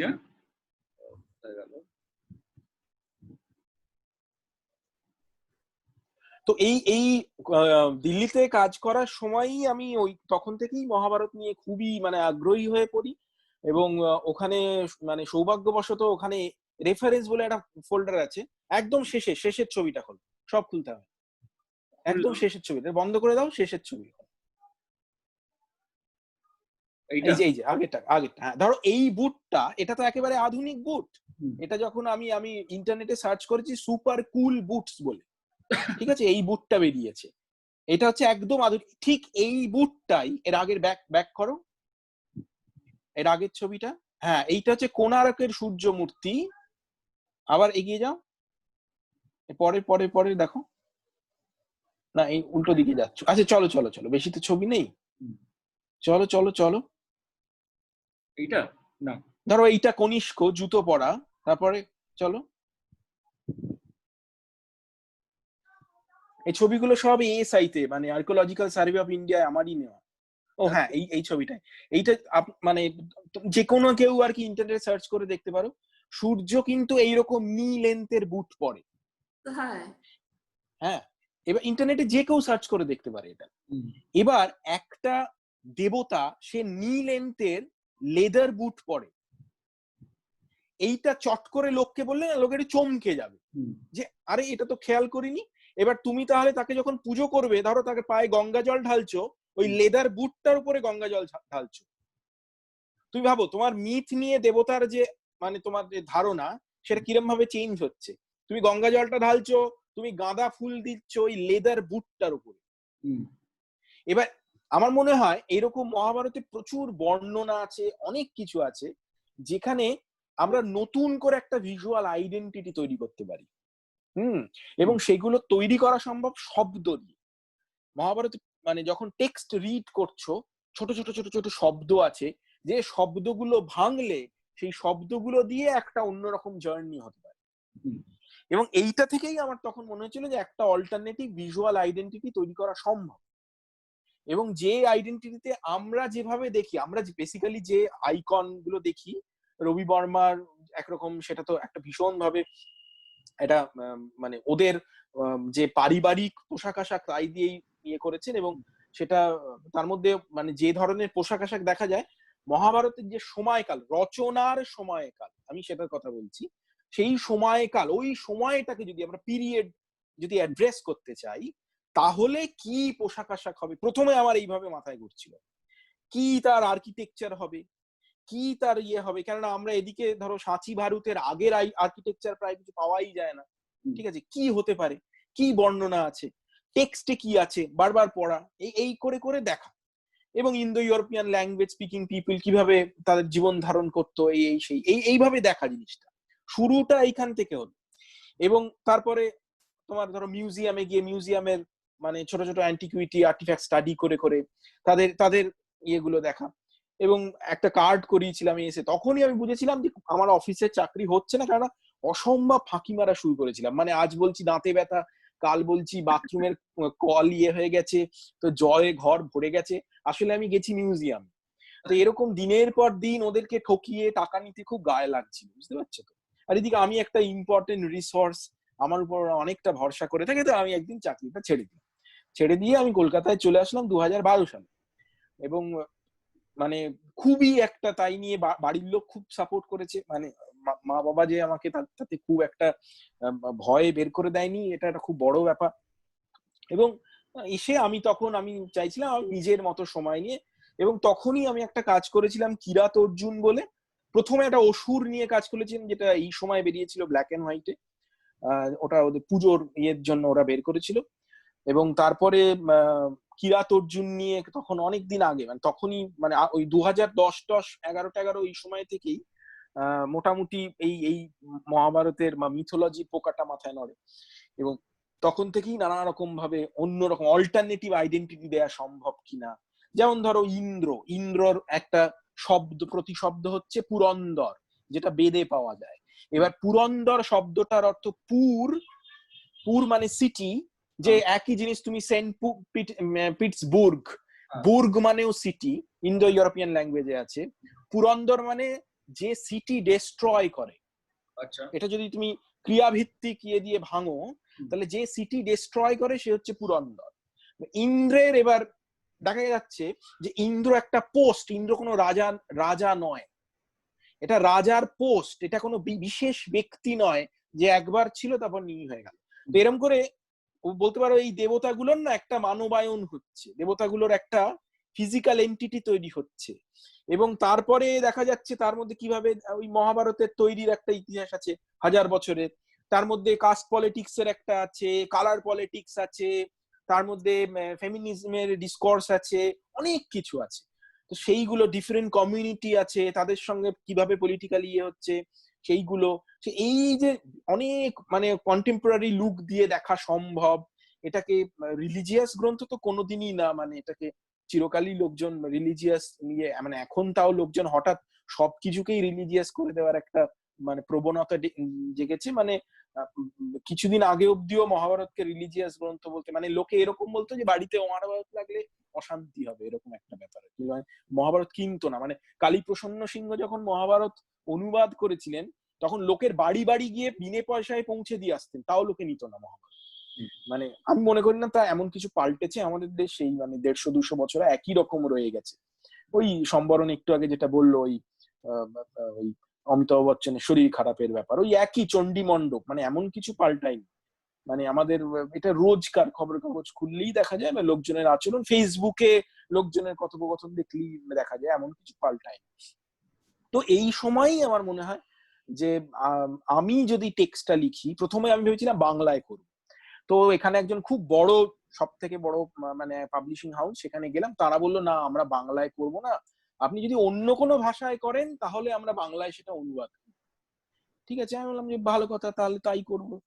তো ওরা বললো যে না, এখানে কমিক্স করে সার্ভাইভ করা যাবে না, এই সেম, যে না সেরকম কিছু না, আমি অলরেডি কমিক্স করে সার্ভাইভ করে এসছি এতদিন, আমি জানি কি করে সার্ভাইভ করতে হয়, টাকা পয়সার দিকটা বা কমিক্স করে কি করে করতে হয় সেটা মোটামুটি আমার একটা ধারণা আছে। তো একেবারেই মানে এইসব মানে তো ইয়েতে তখন আমি ঠিক করলাম যে ইংরেজিতে টেক্সটটা করব। মানে কি আর করা যাবে, বাংলা ছাড়া অন্য একটা ভাষা, আমি ইংরেজি জানি, সংস্কৃত যা জানি, সংস্কৃত করলে কেউ পড়বে না, হিন্দিতে করতে চাই না, হিন্দিতে আমি অত ভালো জানি না, তো ইংরেজিতে করব। তো এরকম একটা ভেবে আমি তখন লোক খুঁজছিলাম যে এমন কোন লোক যে সংস্কৃত জানবে, ইংরেজি জানবে, যে সেকুলার হবে, যে মহাভারত একটা রিলিজিয়াস টেক্সট হিসেবে দেখবে না, একদম ওপেন মাইন্ডেড হয়ে দেখবে, যার মোটামুটি দ্বিতীয় বিশ্বযুদ্ধের পরের ফিলোসফিক্যাল ডিসকোর্স গুলো যে জানবে, তার একটা ধারণা আছে, সেটা শুধুমাত্র আড্ডা থেকে ধারণা নয়, সত্যি সেই টেক্সট গুলো পড়া আছে, এই ধরনের একটা লোক খুঁজছিলাম। এবং সর্বোপরি লোকটা কোলাবোরেটিভ ইয়েতে কাজ করতে পারে। তখন আমাকে ওই অভিক মজুমদার বলে একজন, তিনি আমাকে সাজেস্ট করেন শিবাজিদার কথা। তো আমি একদিন শিবাজিদার কাছে যাই, আমি কিন্তু শিবাজিদার সঙ্গে কোলাবোরেটিভ কাজ করব বলে যাইনি, আমি গেছিলাম যে মহাভারত নিয়ে যদি কিছু জানা যায়, এই ইয়েতে গেছিলাম।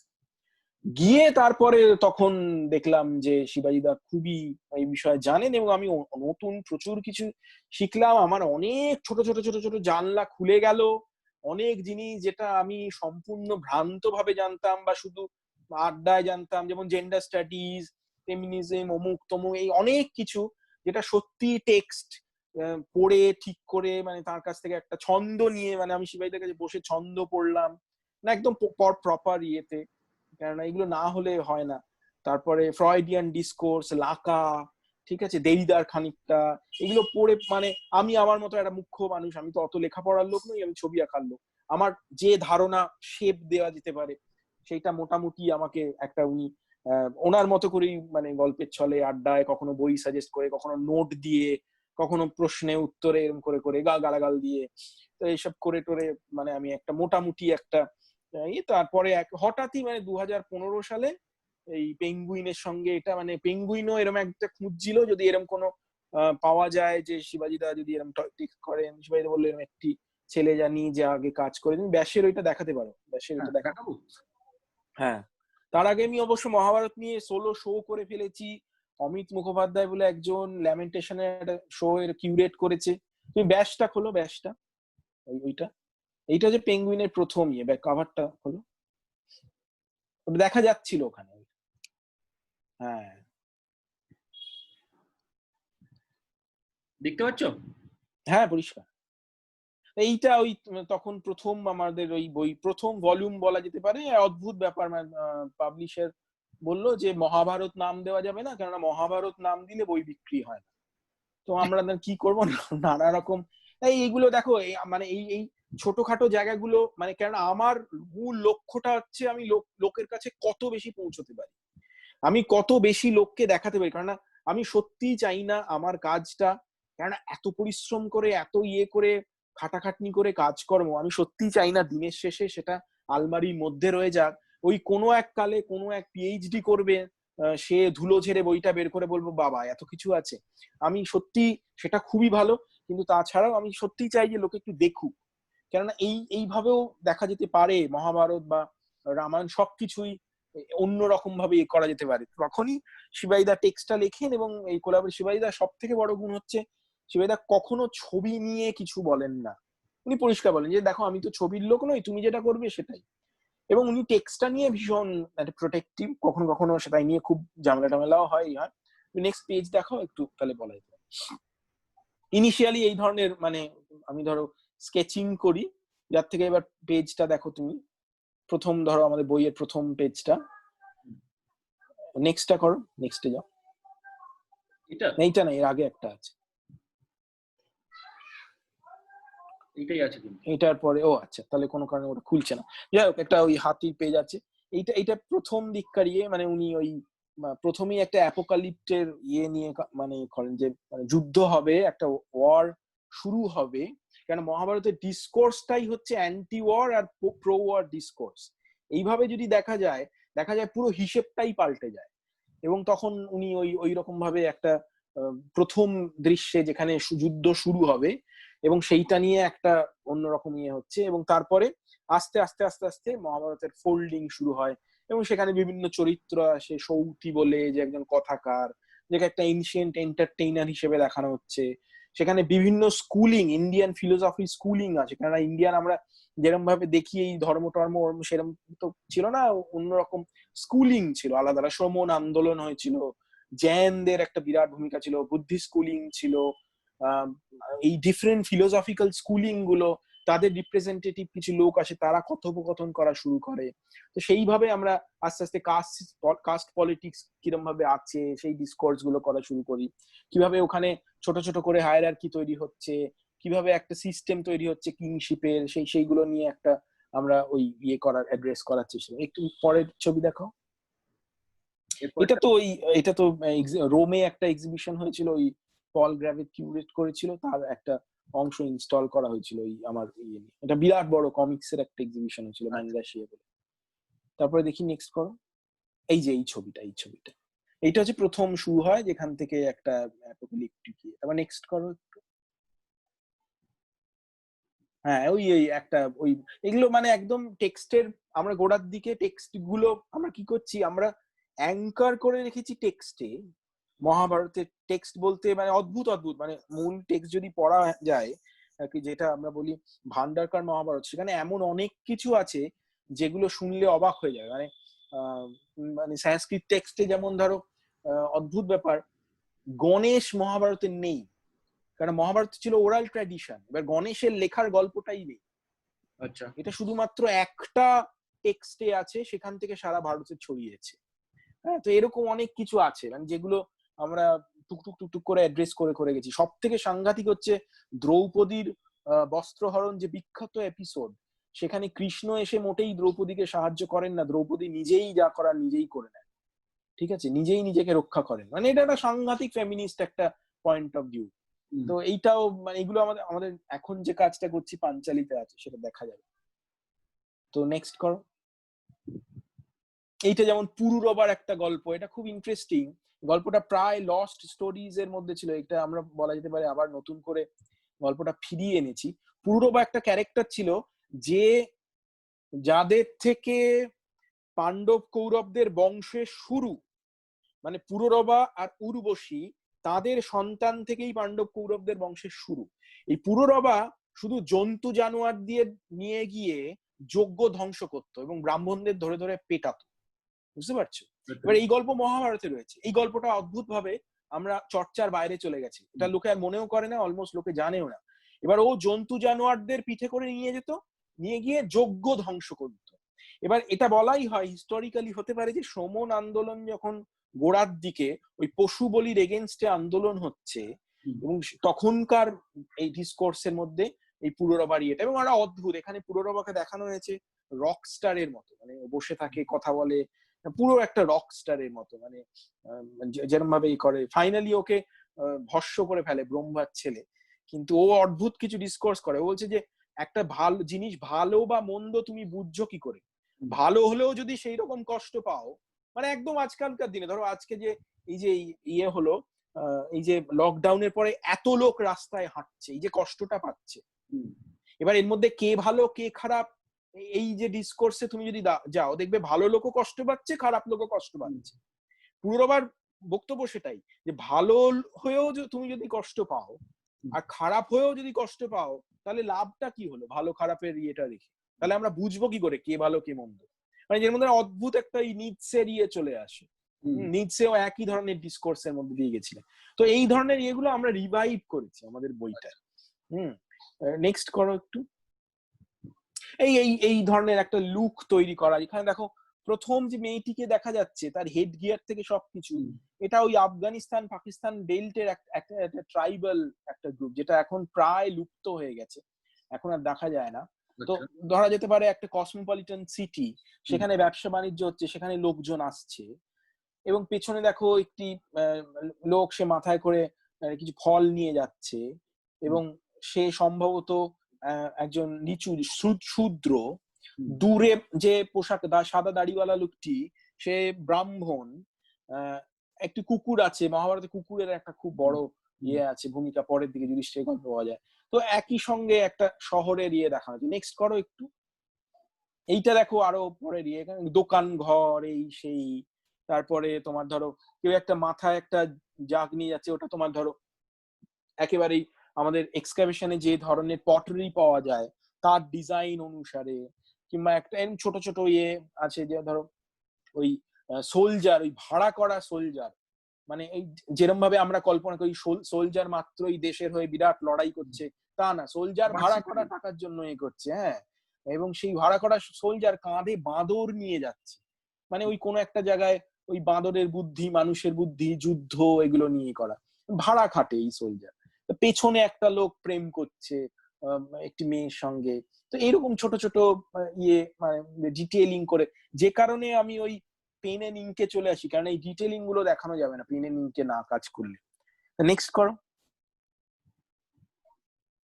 এটা ওই একটা ইয়ের হিমালয়ান বেল্টের একটা অম্বার কাহিনী, যেখানে ও বিশ্বকে ইয়ে করতে চায়, মারতে চায়, তার জন্য গিয়েছিল। তো এই ধরনের একটা ডিফারেন্ট জিওগ্রাফিক্যাল লোকেশন তার ইয়ে।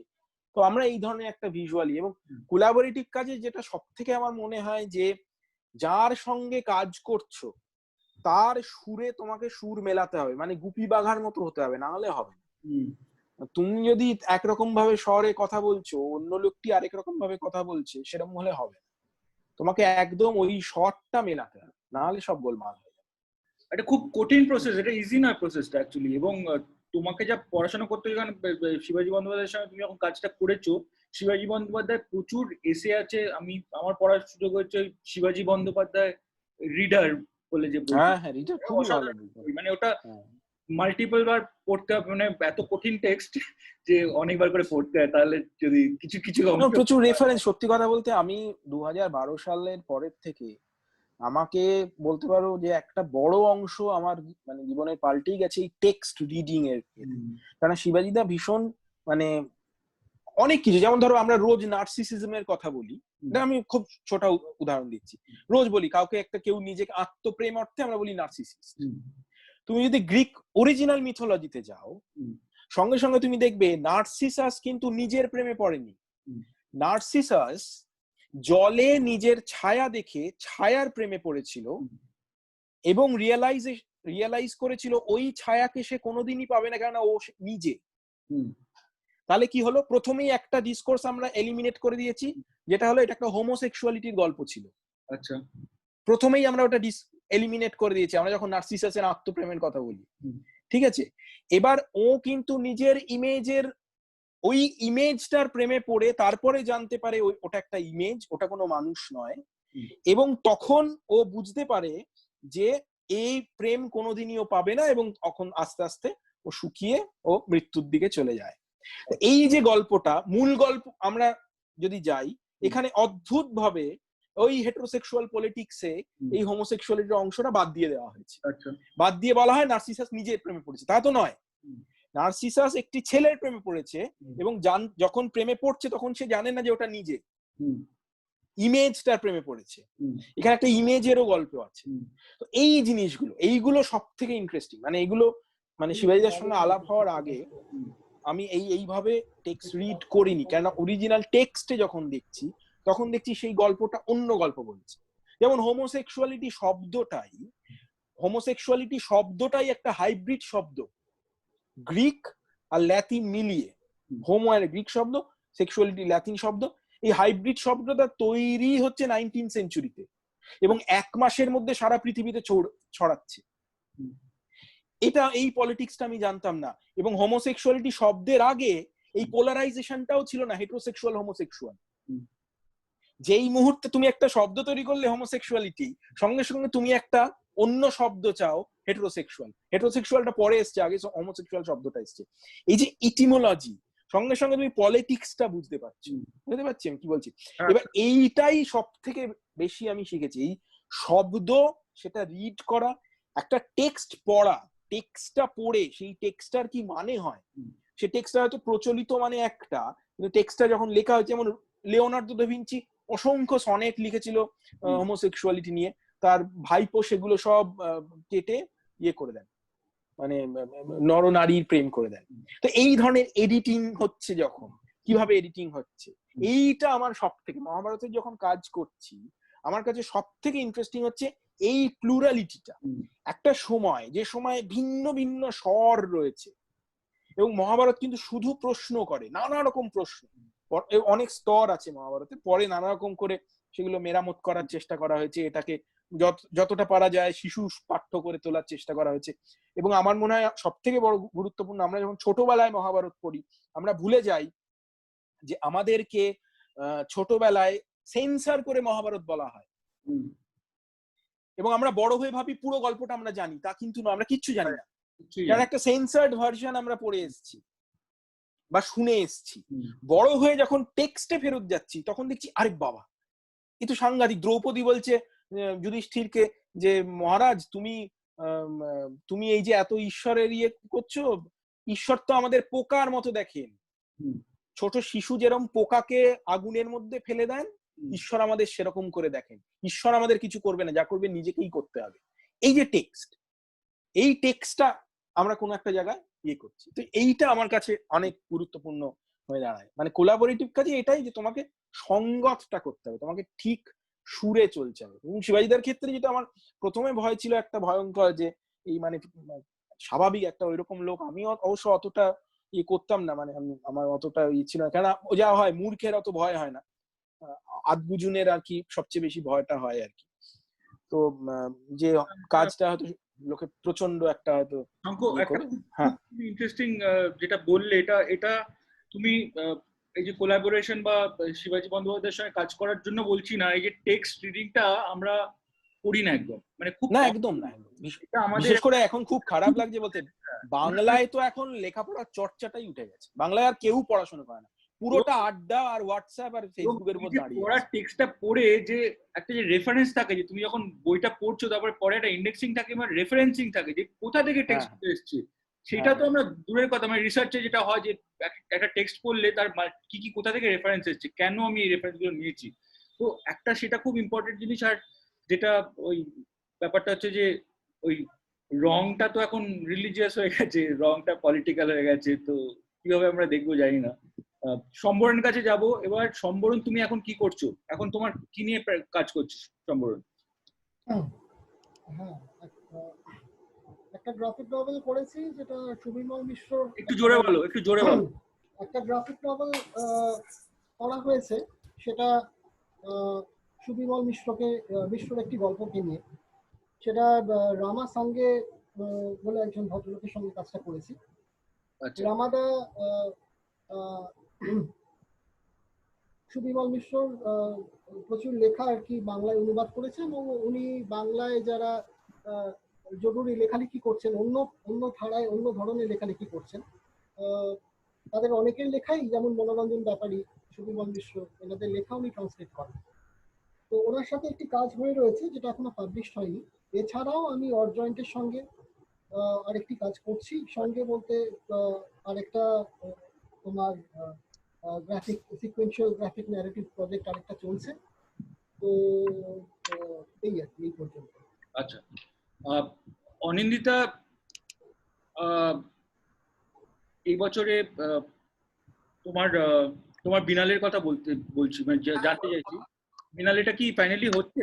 অনিন্দিতা, এই বছরে বেসিক্যালি একটা বিনালে হওয়ার কথা ছিল, এটা কি নাম ছিল, বিহার বিনালে, বোধগয়া বাইনাল, বোধগয়া বাইনালের বেসিক্যালি কিউরেটর এই বছরের ছিল। এখন আমি জানি না সেটা কি, এখন কি পরিস্থিতি, এটা কি হচ্ছে বিনালটা? না, হবে না, আমরা অ্যানাউন্স করব তাড়াতাড়ি, কিন্তু নেক্সট ইয়ার। আচ্ছা, নেক্সট ইয়ার হবে। গ্রেট, ঠিক আছে, তাহলে আজকে আমরা মোটামুটি শেষ করে ফেলছি এখন। অসংখ্য ধন্যবাদ, খুব ইন্টারেস্টিং, খুব জিনিস জানতে পারলাম। এবং যেটা বলতে চাইছি যে পরের দিন মানে স্যাটারডে 18th আমাদের 7টার সময় পার্টিসিপেটরি আর্ট নিয়ে কথা বলা হবে। সেখানে শ্রীজাতা, সুমনা আর শ্রীকান্ত তিনজনের ভ্যালিড ওয়ার্ক এবং প্রচন্ড ইন্টারেস্টিং কাজ, এবং যেখানে মানে মানুষের সঙ্গে গিয়ে কাজ করে এসছে, অদ্ভুত অদ্ভুত গল্প আমরা শুনতে পাবো। পরশুদিন কাল বাদে পরশু, হ্যাঁ 18 তারিখ 18th 7 o'clock, এটা হচ্ছে শনিবার রাত্রিবেলা। নিশ্চয়ই দেখবো, জুম বা ফেসবুকে দেখতে পারো। এবং চাঁদেরহাট আর শেল্টার প্রমোশন কাউন্সিলকে অসংখ্য ধন্যবাদ আজকের এই এটা হওয়ার জন্য। হ্যাঁ, আমিও ধন্যবাদ জানাই চাঁদেরহাট এবং শেল্টার প্রমোশন। ধন্যবাদ। তাহলে thank you. Okay, bye everyone. Thank you. Thank you. Bye. Bye.